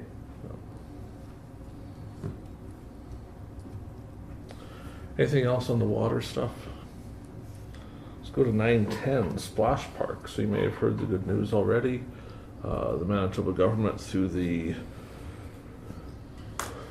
Growing Communities Fund, I think is the current name of it, has awarded $100,000 of funding to the Splash Park in Benito. So the contract isn't signed yet, but that'll get taken care of here shortly. And they'll flow the initial funding, the rest they send some up front and the rest they send later on. So that brings them to well over $200,000. I'm unable to publicly disclose a couple other funders that have come on board, but announcements will be made in the imminent future of a couple other groups in the valley that have chosen to contribute to the project in substantial ways. So the hope is that prior to spring construction season, they'll have almost all the contributions, if not all of them, in. So that would be considered a private donation, Yep. though, what you're talking about. Correct. You need 10% now, right? They changed the rules on that. Oh, But yes, you need 10% of the 100,000 under the old rules, but the new rules don't seem to say that anymore. But, Of 10% of the 100,000. right, you have to have for the 10% of, provincial grant, right, but not 10% on the rest of it, even if it was, the announcements they're about to make would more than cover 10%. of the total cost. Yeah. There's one announcement that will be 10%. So What is the cost of the project itself? Do you- 400. roughly 400, anywhere from 350 on up, depending on the exact things you put in and how you do it. There's been some discussion ongoing with some local folks about providing some labor, which could bring that down some, hopefully. But we'll see where it goes. 911 Highway 275, that's Ditch Road. So I met with representatives of the Minister of Infrastructure and Transportation while we're at AMM. We knew that surfacing of the ditch road was in their 5-year plan. They confirmed they will also be widening the ditch road from Swan River to the Whitefish Lake Road, so they'll be adding shoulders to it. They intend to be here in a few weeks' time, which probably means January, with a drainage plan of what they want to do. They're speaking of expropriating some land along the highway. God, it's them We and not discussed us. that matter years ago and then we backed down from it. Yeah. We had meetings years ago and they weren't very Oh, cooperative. many meetings. So they're supposed to be here to talk to us and the town about how to fix this drainage issue that they have found. Is it gonna be, still B1? Or be Artec? It will not be our town, Won't be Artec. but it will be wide. Do they need anything from us? At least it might be safe. Oh, be safer, absolutely, but just The ward keep line, the traffic off of our municipal the ward roads. line between you and me is smoother than that road. Yeah, I know, it'll be safer. Back in the day, 5 years ago, there's a drainage issue, and our intention is that they covered a couple culverts they shouldn't have covered, and that the water would then go quite nicely, and they seem to think there's other solutions for that. But we're going to see where they've gone on that, because it was quite an extensive discussion, and Terry Neely was there for a lot of it. Well, then we run into the CN track, Yes.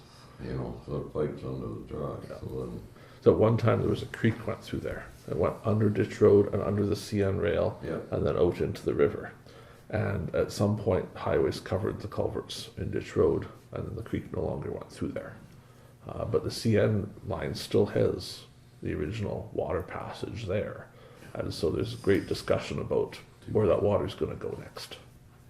2 big pipes or 3 big pipes under the, I can't remember, no, I looked at it. But at the very least, they're talking about it, and that's a good start. Yeah, So well, they're supposed to attend Good and luck to them, I guess. That's good, because it was years and years. Yeah, I've heard all kinds of stories about that road out there when they did it. That's why they call it a ditch road, because it's such a big ditch. 912 snowmobile trails. Public Works is having some concerns about grooming. In some locations, the grooming has been putting ridges onto the road and chunks of snow onto the road. So they're wanting us to send a letter to the folks to remind them to not do that. We dug this particular resolution up from one that was passed some time ago for sending a letter. So it's just there as an example. If you don't want a resolution, we just ask staff to send them a letter saying, hey, could you please be more careful? Or even just a couple phone calls. But Public Works is identified as an issue. Where the snowmobiles cross the road. It's where the groomer's The pulling the groomer. snow out onto the, Yeah. Oh, the groomer. it's the And some- groomer that's pulling it yeah. out. And sometimes, like the groomer, I think it depends a little bit who's running it. Because sometimes the groomer's really good about those road crossings and it's perfect. And the next time it's like a snowmobile trail goes over the road.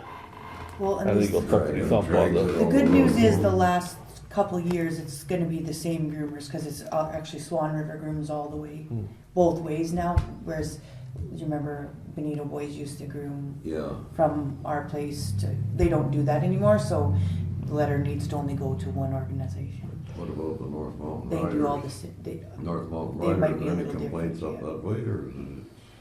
but I know what, Depends on I know what exactly the where they are. letter coming back will say. Just so you know that lots of times the grader will close Push that. that off Yeah. too. Well, it'll push it right in and then, Yeah. then the signage is not proper and someone's gonna come and hit that. So it's gotta be it's gotta work both ways. So do we want a letter or do we want staff just to have a conversation? I think staff should just have a conversation. I don't think we need a letter. Okay. But I think have a conversation with the staff because I've seen them ridge up the trail as well. Yeah. And Treat each It's other a lot of with work. respect. That's all you gotta yeah, do. both ways. It works both ways. Okay, so what we'll ask is for the CAO to speak to both sides Yeah. and just, kind of nudge each other towards a solution. Well, and I'm sure both sides would agree with that. I think everybody wants it to work. It's just a matter of figuring out the right way. Yeah, and once we, yeah. Okay, we shall do that. 913, bridge inspection reports. Well, good news. If we won the lottery, we could buy some bridges. About 4 million covered. About that. So draft inspection reports are here. Do you have a paper version? Oh, No. thank you. It's still bigger than it is on my screen. Yeah, you can't read it there. So we've got two. We did the low level crossing. We did the Brown Bridge. So let's start with Brown Bridge if we could. So it's got some poor scores, obviously, for some things. And if you kind of follow through here, they get to some suggestions for it. So for the Brown Bridge, the recommendations for repairing are to replace the 8 exterior stringers, replace all 36 guardrail posts, replace 6 additional interior stringers on exterior spans, level the bent pile at SU2, repair any poor deck boards along the heave area, and pack the exposed area with gravel for winter use. They estimate winter work could be done would be 150 to 170,000. Bridge would be open with a 10-foot restriction, estimating a 10-year extension to its service life. So it's not required work. We could just let the bridge get worse and worse until there's no bridge. but it would give it some more lifespan. And then looking at the low-level crossing, a bridge to replace it would be about $2.5 million. And yeah, and there's no way to put a new low-level crossing in, correct? Right. Yeah, We could do that's how some I read repair it. work. That's how I read You it. have to fix the one that's there. Mhm.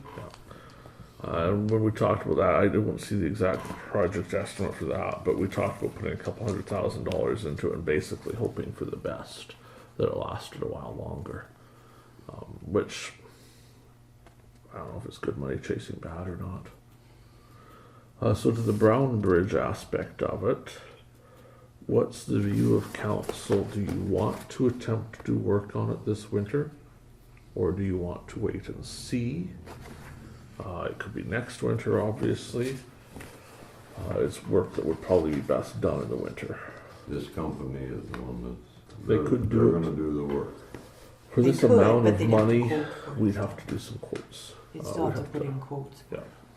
They're just inspected, they're But giving us their will idea. they also do the bridge repairs? If they quote on it. Just an engineer? They do repair bridges, Okay. so they will put a bid in on it, but we would have to have other people bid too, or at Yeah, least yeah, give them the because of- opportunity, because of the amount of it. It's a little too high, I think, to single source it, especially when there's other people that do bridges around.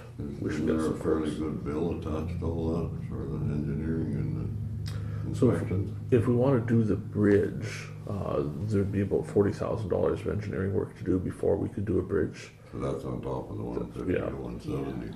Yeah, well, that's for the low-level crossing. That's for the low-level crossing. Like, the we're other not- one- So the Brown Bridge is to. The Brown Bridge the can be- repairs would be 150 to 170. Right. Thousand. Yeah, And that would these give it 10 reports, more Then give years us 10-year lifespan, or more. or more possibly. Yeah. So it would be 150 plus 40 or we'll say $200,000 we're looking at here to do the Brown Bridge. the 40 is not part of No, that. the 40 is not part, that's the low-level crossing. Oh, I see. Yeah, no. Okay, that's That's just not- on the low level. That's segmented. Okay. So This 100 report that we have here costs about $2,500. Okay. Go to And the then third, If we, I, where it says I bridge see the inspections engineering one. plans for that. Yeah, Okay. that Okay. shows it more. Yeah. essentially, if we spend the 40,000 at the low-level crossing, we would have proper engineered plans for what to build, because they do the soil testing, they do all the stuff to know how to put a bridge there. Because right now, this 2.5 million is just a guess.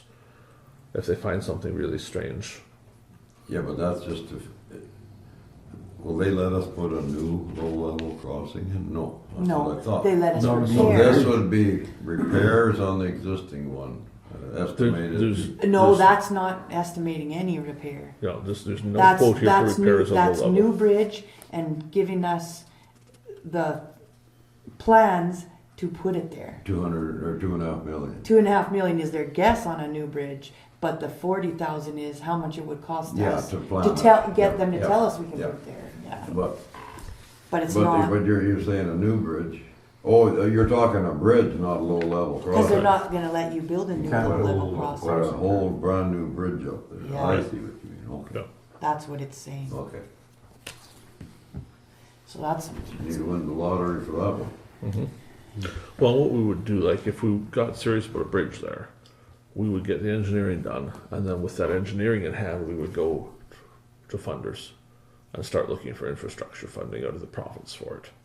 You know, with the final, what we need to build plan, we would say now we need funding. And we'd be applying for the grants to go with it. What does everybody think? It's inevitable, this crossing, right? Or can we fix it? Like- well, it's not the first low-level crossing that's had to be abandoned. Yeah, like, that's another question. Is it- Yeah, because then you're saying, Is it that, worth is it? this one more important that the two we can't use anymore? I don't know. Yeah. We can't say that. We'd have to Well, really with think all the about grain it. being trucked now, there's a lot of grain goes over there. Some from the north, I think a lot of grain goes over that crossing. Comes out of the co-op. Which is part of the issue as to why the crossing's in such bad shape. Well, Because it's just not meant for a sign that. of the times. Yeah. Anyway, something that has to be thought more about. But Gotta have the road, yeah. Mhm. Gotta have the road that you need though. Well, Can we bring this back next week?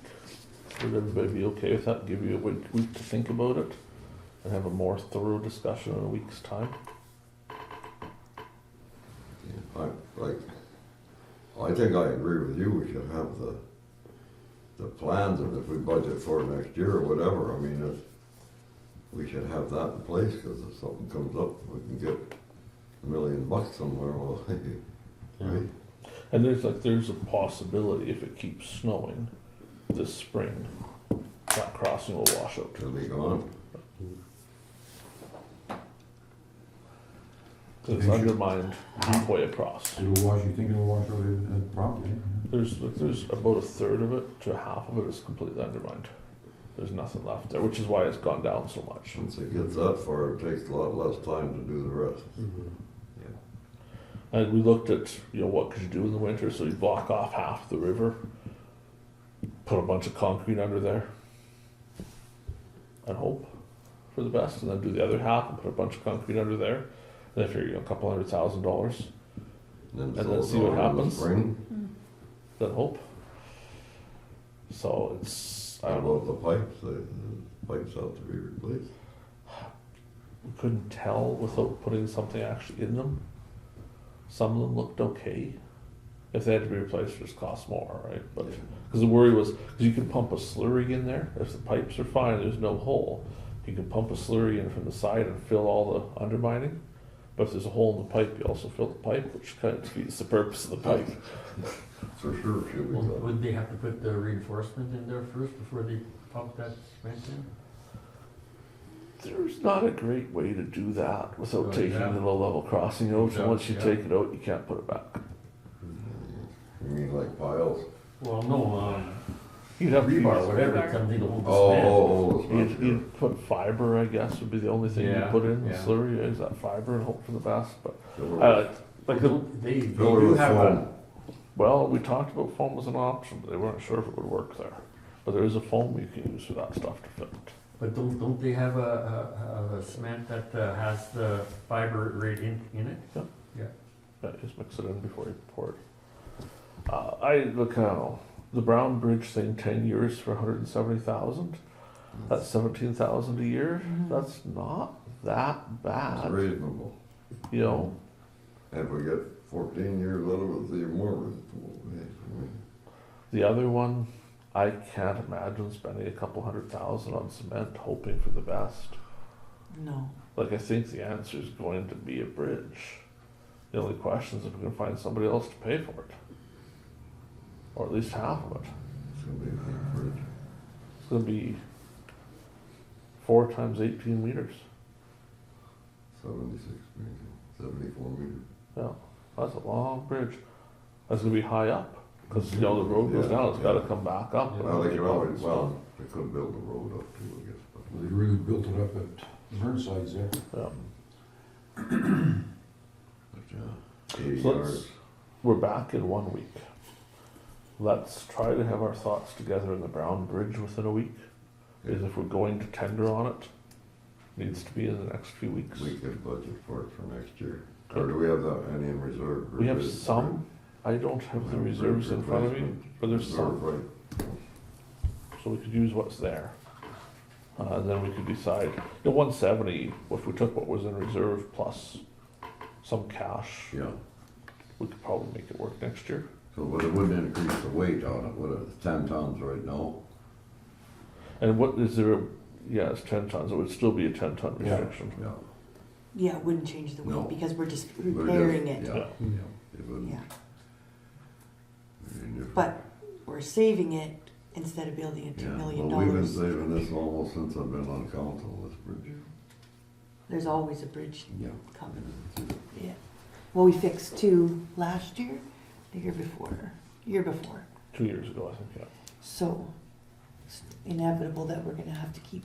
How long have we been fixing that bridge, Brian? Since We you, leveled it out one time, leveled it out, new decking and everything, Yeah. she just Yeah. doesn't last, eh? And that's what they say, is it's going to, we could level it again, but it's gonna do Yeah. the same thing again. Yeah.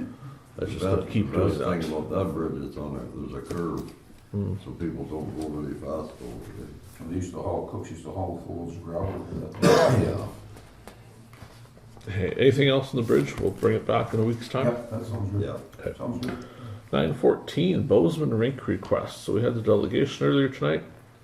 I think the end result was they're still hoping for more than just the $5,000. The project they're working on was $7,800. They have some donations already. So we'll start the bidding at $5,000. Does anyone want to make a pitch that we give them an additional $5,000 this year?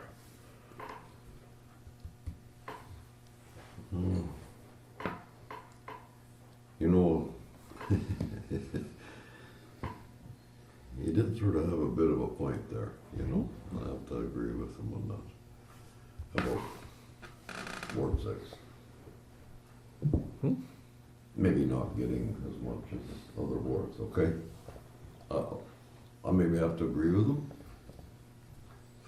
Whether it's 5,000 or not, I don't know, but I'm sure Manitoba's Bozeman will come up with some money for him too.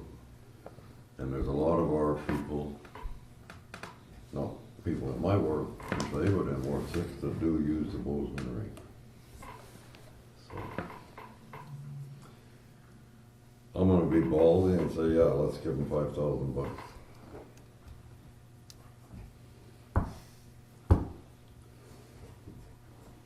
Anybody else have anything to say on that? I'd like to see what, Manitoba's Bozeman's gonna give them. Councillor McGregor, you look like you were about to speak. We're not going to stop you. 'Cause I tend to agree with Byron. I think we should see what Manitoba's Bozeman's going to do here. I mean, I do agree with Terry. We have to look after that. There's a lot of our people use it, but I think we need to, I don't know, see what they're doing too. Councillor Burick, What is it he really is requesting, an additional 5,000 above? 5,000 more Yeah, than we what normally today? give. Yeah. But he doesn't say what Manitoba's Bozeman's gonna give yet. Doesn't have a It mean- might be doesn't mean- zero. Might It might be lots. They won't know till the Okay, what 17th. if Manitoba's Bozeman gives him 5,000? Well, I think if you got $10,000, they'd find a way to spend it. I suspect when you have an old rink, there's always something to do. Yeah. We could give them 3,500, or, you know, we don't, it doesn't have to be 5,000, I just said that to get the discussion No, going. no, I think we should give them something. I just thought when he said 5,000, I thought if we get 2,500 and Manitoba Bozeman gives 2,500, does that meet their needs? But like the Reeve says, even if they get $10,000, they could spend it somewhere on upgrading or But improving. tonight they got $5,000 from Swan Valley West. Yeah. So I'm just saying, but Terry's saying add another 5. But I'm saying add 2,500, which would give them $300 less than what they were asking for in total, and let Minnesota step up and give them, match it. I'd say 2,500 myself. The Councillor whole Neely? project's about $8,000, he's got it Seven- down, yeah, he's got it down to $7,800, about yeah. 4 now, right? With the private, from farmers and other people, he said, give them, so they got that down to about roughly 4,000 now, so. And then he took a check tonight for That was 5,000. our standard check though. Yeah, but they didn't know that was coming. They thought that was already paid this year, and it Well, they wasn't. expected in January, right? Like expected they in the expected in new year, January yeah. they were going to get $5,000. So the getting it now part Yeah. really has just sped up to January. So Yeah, and they're they going to still spend have that to on find hydro it. still. So that's their maintenance, Yeah. upkeep, Operational. operational check, so. I have to agree with my partners on my left and right here, or maybe we could wait, you know. I'm not saying not to give them any money, but I No, would just like but- to see what, Like you were saying, tonight, all that work there is all volunteer, people are not. Oh, and it's hard to find volunteers. Yeah, they're not charging. The for same their work. in Benito, Yeah, and the same exactly. everywhere. You know, the people are putting their time in, Yeah. efforts and all that, Yeah. and their equipment costs and whatever, their labor, their hand costs, Well, whatever. look at Mullins, what they're doing for. Yeah, $2,000 he figures there, so I mean, it's something that we should, and like he says, the majority of the people on that committee are from Swan Valley West. And. Well, big that's what I percentage mean, most uses of the that are- big population by percentage Bozeman is west of Bozeman, I think, you know, a lot of it anyway, a big part of it lives in our municipality. I mean, yeah, we should support them, but the council figures we should wait till You said what, the 17th? Yeah, We're 2 weeks meeting- from We're tonight. meeting on the 10th again. And then, Not again after that. yeah. So here's my pitch. You're gonna love this. I'm gonna sound a lot like Councillor Neely, except worse. How come he's red in the face? Well, like we have a community group that's trying to save a rink. Pardon me, We have a community group that's trying to save a rink. That's a pretty noble cause. yeah, Well, that's what I just said. You know, like they're doing the volunteering, they're putting in some of their own money. It's not exactly in Swan Valley West, but it's hundreds of feet outside of Swan Valley West, and we make use of it. We have another partner that we're not necessarily spending our full budgeted amount with this year. There's going to be some space in that budget because they failed to sign a shared services agreement with us. And I'm somewhat of the opinion that Minnetonka's Bozeman is a little weird sometimes. But neighbors tend to be weird sometimes. I don't know if they're going to support that rink or not. But we've got a lot of people that use that rink. I look at another rink we have and what we spend on it every year. And there's no comparison between the two, both in facility and in what it costs. They're very different buildings, they're very different things. You can't say one rink is the same as the other rink. But on a one-time basis, for doing something for the Bozeman rink, I would have pitched $7,500. Because when they're done the hot water tank, they've got the insulation problem, they've got the next problem, they've got the next problem. And you always have a hydro bill. And if we actually have a community group that has a bunch of fresh volunteers that have come together to solve a problem, why the heck should we stand in the way of them solving that problem and having that rink work? I agree with you, and I like your figure better. Gee, you've convinced me, Murphy. You know, like But it's a one-time. one time, very we still clear keep on that we with the keep other the grant. $5,000. Yeah. You know, and they'll get that again Yeah. late next year. You know, and we've done that for other things, like, you know, when something comes up at Durban Hall, we've given extra to fix it. And we've showed that tonight again. Yeah. So I do agree with that number as well, but I still stand behind, I hope that Minnesota steps up and matches it. Well, let's see if they got us at Well, Well, whatever. let's tell them to match it. 2 weeks from now. It's like a challenge. So you wanna pass it tonight and let's see if they'll match it? Yeah. No, I'm in favor of that. Okay, so tell me exactly what you want to do so I'm clear. $7,500. So we give them the $7,500, which almost In additional? pays it. An additional to the. that'll So is pay there for the- string attached if they have to match it, or just No, we do it but and I hope just, they it's match just a it? challenge to them to Just- actually match it, Yeah. because it's part of their It's- municipality. it's their- And we're supporting it. Just a That's challenge. a goal. Step up. Christmas challenge, That's a kinda goal. like the Grinch. So try not to say anything. I don't want to get sued again. I'm just teasing, they know that. I was just putting out a challenge. bro. Challenge, you thought you were sticking, you Putting out thought you a were sticking his neck out. Bill up me The by Reeve 50, really- he helped me by 50%. Well, you, But I mean, there's, like you say, there's a lot of people who work there, you know, But- trying to make it go. But like Bill said, our other commitment come way lower than Right. we thought it was going Right, to. So right, yeah. we have the money Yep. in the budget to do that. Oh.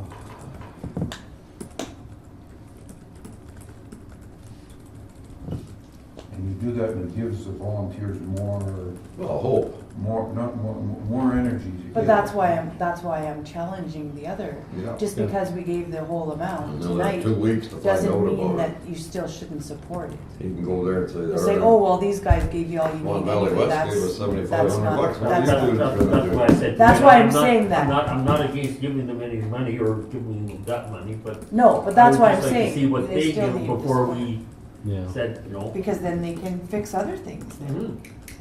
Well, we're challenging them now, we're gonna make them look small if they don't come up with some money.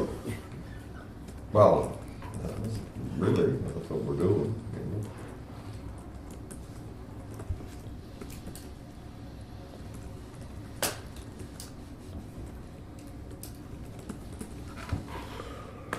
Whereas the Bozeman Community Rink has found a new group of volunteers that are showing a strong commitment to improvement of their facility, and whereas both Swan Valley West and Minnetonka's Bozeman jointly support the rink in the border community, therefore be it resolved that one-time grant of $7,500 be provided to the Bozeman Community Rink for repairs and improvements. Does that capture it? Who's moving it? Ryan, put him down, Ward 6, Terry and I. Okay. Ward 5 and 6, Terry we're and I, close. yeah. So I have a mover and a seconder. Any discussion? I think we had that. Hearing nothing, we'll call the question. Those in favor? As carried. Brings us to the end of discussion items for tonight. Correspondence, I don't show anything. Unfinished business, I don't show much. Let's have community reports and communications. We shall start with Councillor Blosha. I have no committee reports. Councillor Burick. Reeve and I, we attended the planning district meeting, Oh, yes, we did. and I'll let the Reeve maybe fill us in. As usual. Yeah, it was very short, it was 45 minutes, but we went through the finances and we discussed who's gonna be the administrator for the next year, so he can fill us in on that. And I also attended, we had an interview. We had the interview for, so you forgot this time, last time I forgot, you forgot this. We had an interview for assistant CEO, 2 attended, so we took part of that. And that's it for committee reports, I guess, but communications, I'd like to say something. Well, there's a few things I'd like to say. Be nice. Be nice. No. I think you mentioned it twice. Lights at junction of 49 and 83, 279 and number 10, and a Pioneer elevator. I think it requested that twice, nothing was said. Nothing happened, we didn't receive anything. So we have been working towards the first quote at the museum intersection there. Okay, and the Trying to museum get too, Hydro to right? get that Yep. quote, and we were gonna kind of see where it falls to give us a ballpark for those other ones before we got them to quote each one individually. Okay. And I don't think we've heard back from the Minnetonka's one yet. So we'll give them another nudge to get that quoted. So we want to see if it was 1,500 or 15,000 For, what was that for? to do the, sorry, it's not Minnetonka's, the Museum. museum. Okay, You know, to see what one is going to cost there, because it's going to be about the same at the other places. because And I then make some just want to decisions. say, I went to Prince Albert 3 weeks ago, and we took 49 highway to number 9, and that way. When you hit number 9 highway, you can see a red blinking light for 2 miles. And when you get that intersection, there's not 1 street light, not 2, 5. There's 5 street lights there. West So of the- Steven. At 40, yeah. Yeah. And when you come to 9 and 8, junction 49 and 83, there's nothing there, just a stop sign and a bunch of signs. I followed a gentleman, well, I don't know if it was a gentleman, I followed a vehicle, I think it was last spring, it was dark already from Robin. They were putting their left blinker light for about half a mile to turn to 49, they couldn't see, you They didn't know where the weren't sure junction where was. it You was. don't know where the junction is, it's all pitch black. And I thought for 83 highway, So sorry, you're Eight- saying 49. Do you mean 83 the and 49. junction at Madge Lake or the junction at Buffalo no, Junction? 83 and 49, Right by Buffalo Junction. Junction. Okay. Like, I mean, we should have something there. There's been accidents there over the years, but there's nothing, at least 1 street light, but nothing. And at the So- other end, It's dark there. the other end, there's 5 street lights and a blinking light on the stop, on top of the stop sign. But anyways, can we just request, like you say, if it's in the works already, but I mean, we haven't heard anything for, I think it's 2 years, I mentioned it 2 years ago. And for 279 and number 10, that Whitefish Lake turn, that's a black corner there too. Bozeman corner. Bozeman Corner, well, yeah, and Pioneer as well, and then the museum we passed to, that's a blind. Nothing there, but those two spots, and Kristi, I did attend the interviews as well. Oops. that's okay, you just forgot, Carrie, that's it, you got lots on your mind then. Christmas, busy with Christmas. Busy, no, she had. No, I'm not she busy has with other- Christmas. she has other things. You and Byron must have had a good supper the other night. Must babysit. RJ got to eat last. He was the last guy to get to eat.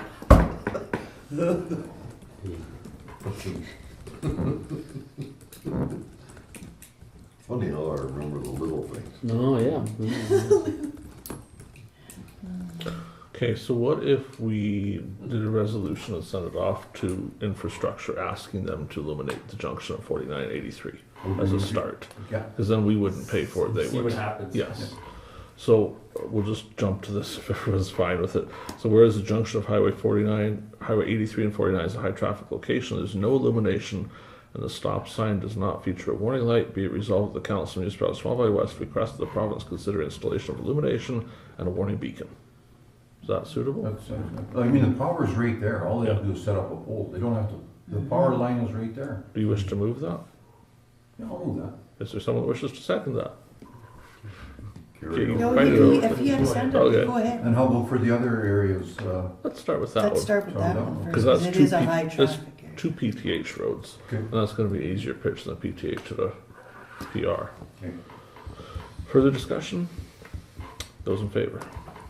Okay, so we will send the resolution, the letter off requesting that. That's excellent. Carry on with your report. And then I also wanted to thank the Reeve For what and now? CAO, Kristi, and your helpers. That was an excellent night, our municipal banquet.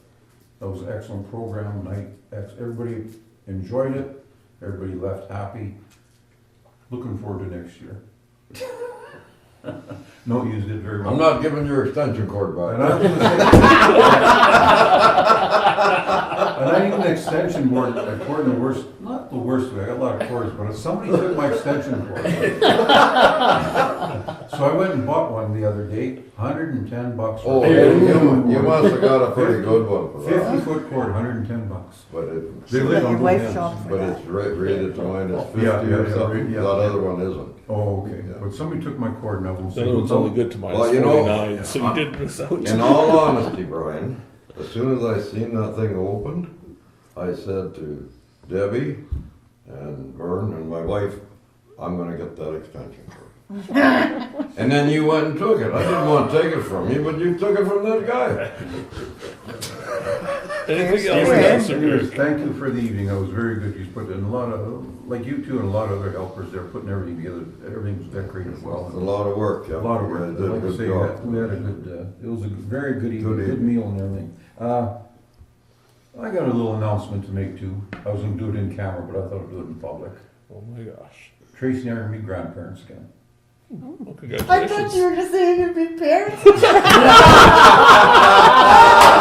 like, it's fine, like, you can be a grandparent. Oh, Well, I wish, but I mean. you won't have to go far to take the kids skating. Absolutely, yeah, I could do it, you were fixed up, yeah, so, yeah. Yeah, Brooke and Kelly there. Just wait till you make the announcement. Brooke and Kelly, so. I'm not making any announcements. In June of 2025. That's it. Oh, congratulations. You know, Councillor Zbirun, your turn. Nobody can top that. Well, haven't got to me yet. I went to a meeting on the 13th at the Westwood Inn. Because I thought I got an email from you saying, we need people to show up there. It was, my Manitoba, do you say? Everybody's got a letter in the, Oh, in yes, the, yeah. I have mine here, Yeah. actually. so that's what I did for Oh, that evening. It was interesting. How'd that go? It was interesting. Any other descriptive words? Pardon me? Any other descriptive words? Maybe later. I attended one In camera. in the spring. So that's what I thought. And you know what? I got to this, I got to the meeting and I sat down there and I'm thinking, well, you know, he texted me and he told me, you know, we need everybody to show up. And I'm thinking, I'm the only one here. Why didn't nobody else show up, eh? Ding, ding, ding, you guys are at the negotiations. Anyways, so, but yeah, it was interesting. Got my eyes opened. Buy any tinfoil after? Pardon me? Buy any tinfoil after? No, no. Councillor Neely. I don't have any meetings to report on or anything, just a good time on Saturday night, and to thank everybody that was involved making it happen. Nice relatively warm evening for a change, but it's a nice evening out. Got to see some people, I met some of our employees now that I didn't know. I got to sit right beside Fred, got to know him a little, and I met Curtis, and so, yeah, it was good. Be nice, I think, to do a barbecue in the spring, council employees, just to do some more of that, getting to know each other. Mm-hmm. We were supposed to do that this, They got canceled, didn't I did. Councillor McGregor. I attended a library meeting last night. Pretty standard meeting, except for we had finally got the QuickBooks up and going, so we kind of know what's going on. See, Bill's got a little pile of notes over there. If this is gonna end with, so the Reeve can do the report, heck no. Keep talking. Yeah, because he just picked up that committee to help out. Yeah. I can happily report that it's in a lot better shape than it was last year. I think mostly due to their fundraising and stuff like that. They're actually going to be able to put some in reserves this year, which is far cry from where it was last year. I still think they could probably shrink them a little bit in some places, but I think it's on the right track. That's, if anybody wants to see it, it's right here. Just gonna leave it at that. Did they make a, are they gonna make a budget again? Yeah, the budget meeting is 16th, so on that. Good to have a budget. But it's good to stick to a budget as well. Stick to a budget, actually. Well, they That's weren't even making it there for a while. no, they've last year. They've had budgets. Yeah. They just didn't stick to their budgets. They've always had a budget. Yeah, but Like you're saying, they did. Oh, they did, but. They always had a budget Oh, it was run over 20 or 30. Yeah. on staffing. yeah, exactly. I think they would have been cutting it fairly close this year, but it's nice to see something going into a because air conditioning unit, whatever, anything can happen, Anything else? No. Okay, so I'll pick up where you left off with the library. At current, they're $30,000 of profit with 1 month to go, and that's without the remaining $34,000 from Swan Valley West that they'll be receiving in a few days. So the decision was to place $35,000 into reserve fund. That essentially is the money that was made from the Spooktober fundraising event. There was a $10,000 insurance payout from a previous year. And then there's also the one-time donation from the Rotary Club of Swan River for $10,000 and some smaller private donations. So essentially those one-time items are being placed into reserve. Then the rest of the Swan Valley West money will coast through the rest of December. There's likely to be a profit there of $15,000 to $20,000, but that will be offsetting the $30,000 loss they had a year or two ago. So it's fairly good. I too am a big believer that we need to do further changes to the staffing expenses. That will be discussed extensively on the 16th. And there'll probably be some changes to how the staffing works. At least I hope there will be, because that should happen. I don't think it'll be a reduction in hours. The library it might actually be an expansion of hours, but we're still having substantial amounts of time that 4 people are working at the same time instead of 2. So we need to get really serious about fixing that. For the best of intentions this last year, it's supposed to be 2 at a time. It still keeps being 4 a surprising amount of times, and that's got to be corrected. Because I know it's horribly offensive to library people, but it's a library. It's not that much rocket science. Books come in and books go out, and you do some crafts and story times. Benito can do it with 1 person on. Swan should be able And to do it Benito with 2. does do it with 1 Yep. person. Anytime that I've been to library in the last couple months, 1 staff member. There's 1 hour a week where they're both there. Okay, I've never So been that- when they both been there. There's so- 1 hour overlap, and in that hour they meet with each other and make sure. Well, they- that's understandable, but I mean, But then Benito ended up with better hours than Benito's had in years over yes. it. It's working well, but so that needs to be changed in Swan River. But yeah, budgeting's on the go. We were having a spirited discussion last night about how budgeting works. We will eventually get to the point where we all on the board understand what a budget is and how we make one. So we'll see how that turns out. On to bigger and better things. We did have our Christmas supper on Saturday night. Durban Hall Board was there. They got a standing ovation from the crowd that was there. We had 58 attendees, which is a far cry from the years we could barely get 10 people out. So it was good to see most of the staff there. The ones that weren't there, with very few exceptions, had a really good reason for not being there, as opposed to just didn't feel like coming and being part of the group. So it was good to see people out. We had quite a few staff that hadn't come before, came out, and had a good evening, I think. The meal was excellent. We did play the gift exchange game as sort of staff appreciation and bonding. We did that last year. We had no underwear this year, unfortunately, so no one got to take any underwear home with them. We did have the present, so something that was a little special. So for that, it was a bottle of hand sanitizer that was expired and a jar of coffee that was expired. So the person who ended up with that at the end of the evening could swap that with anybody else they wanted, or they could keep it for themselves and see if they got a reward for having it. So it was Tim who ended up with the present. He elected not to swap it, and I promised him it wasn't a gift card to come, but he did get an add-on present to it, which turned out to be a $350 laptop computer. Swan Valley West did not buy that computer.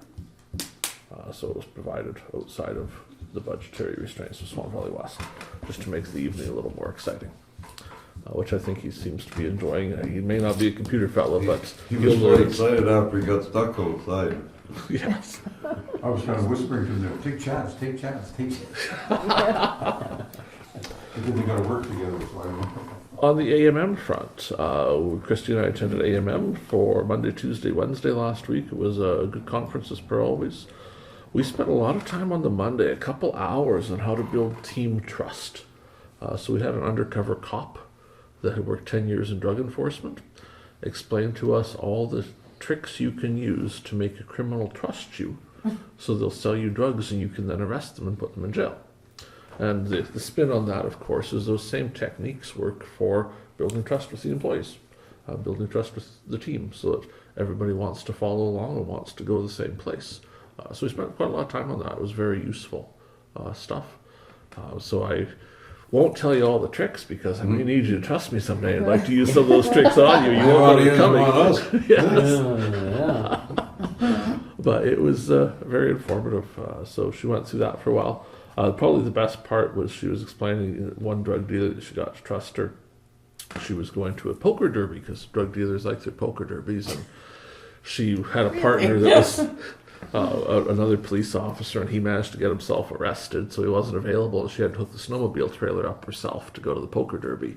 So she was traveling down the 4-lane highway, and she looked in the rearview mirror, and a trailer that looked a lot like hers, with snowmobiles that looked even more like hers, was over on the other side of the highway carrying along just fine, and eventually went into the ditch. And it took some time to get it out, and when she finally got there, the poker derby was over, and she thought, well, what do I make for an excuse? Because he won't believe the truth. But eventually told him that she hadn't hooked the trailer up right and had fallen off and all these troubles because the other guy was in jail. And after he was arrested in jail and she was interrogating him, he said, I never would have taken you for a cop. I had some suspicions for a while, but that day that you couldn't hook the trailer up, I knew no cop could be that stupid.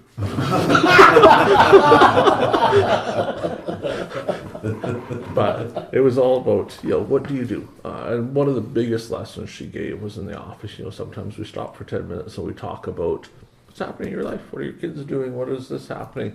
And she said, if you want to build teams, you spend that 10 minutes on that. Because if the only thing you discuss is which file folder you should put a piece of paper in, you never really get to know those people and get them to a part where they feel part of everything. So it was good. Spent some time with some ministers. We met with Minister Reeve for a while, discussed a lot of life with him, although he had just been here a few days before, so it was not as full of discussion as it could have been, so we talked some more about the JS program.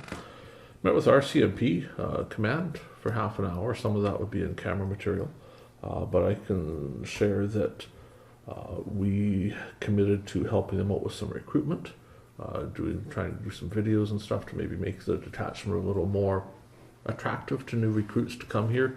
Under the new union contract, when you come out of depot, you choose your detachment. They don't choose it for you. So we want to try and, much as we do for doctors saying it's a great community, start telling police officers it's a great community, so they're more likely to say, I want Swan River. And maybe we can get the detachment full, which would be good. We talked about GIS. There's an in-camera issue there that should be discussed on GIS, which we'll bring up. We also talked some about the detachment that would also be not for public consumption. But it was a good conversation. Met with representatives from infrastructure. We talked about 275 earlier. We talked about some signage. We talked about just a few generic things. Talked about trying to ensure that the roads here aren't left to last next year, because in many cases this year the repairs to highways here were left until far too late and they didn't get completed. So we understand once in a while we have to be last, but the next several years we should not be last. So let's make sure we don't be last again. That particular day we were also discussing with them that they only had one working truck plow in the whole region. And so they were trying to plow the entire valley with one truck. That wasn't going so well. To get to AMM on the Sunday, we drove an hour in foot-deep snow on a highway at noon because they couldn't find a plow to go plow their own highway. So it was pretty rough, but they were going to be working on that. So they were friendly people. Spent some time with them. It was good. Otherwise, we did go to the gala. Kristi dragged me to that. It was somewhat enjoyable as much as she dragged me to it. I took Kristi in her first Uber, so she's now had an Uber experience. One night we decided we maybe didn't want to walk in the downtown of Winnipeg, we might take a car instead, so we learned how Ubers work. A little bit of a learning curve there for country bumpkins like us, but we eventually figured out how to make it work. We also went to the Icebreaker, did a lot of networking there with some vendors and some politicians. So spent some time with some of the other ministers, Minister Conditional and such, but also some of the other side of the aisle, just to make sure we build those relationships as much as we can, as our goal is to have every minister on either side, the minister or the critic, know us by name and know what our issues are. So there's no confusion, no matter who happens to be in government, as to what the area needs. So overall, I think it was very worthwhile. I think it's always worthwhile. I've never been to an AMM that isn't. There are a few things AMM was trying out differently. They got a new logo. Hard to believe they paid money for that, but that you'll see it on some of the communication in the future. They're making a big deal of how wonderful the logo is, but it's a little weird. A couple other changes we're going to give them some feedback on that maybe weren't for the best, but it was a good conference. We did do application interviews here. 3 of us met with some candidates. We'll take that in camera and discuss what to do with it, if anything. But we're looking for an administrative assistant, as you know. Ours is given indication she's retiring at the end of the month. So we did some advertising and we want to see what we can do for that, to have some overlap with some training. I'm just going to cheat and look at my list here to make sure I'm not forgetting anything.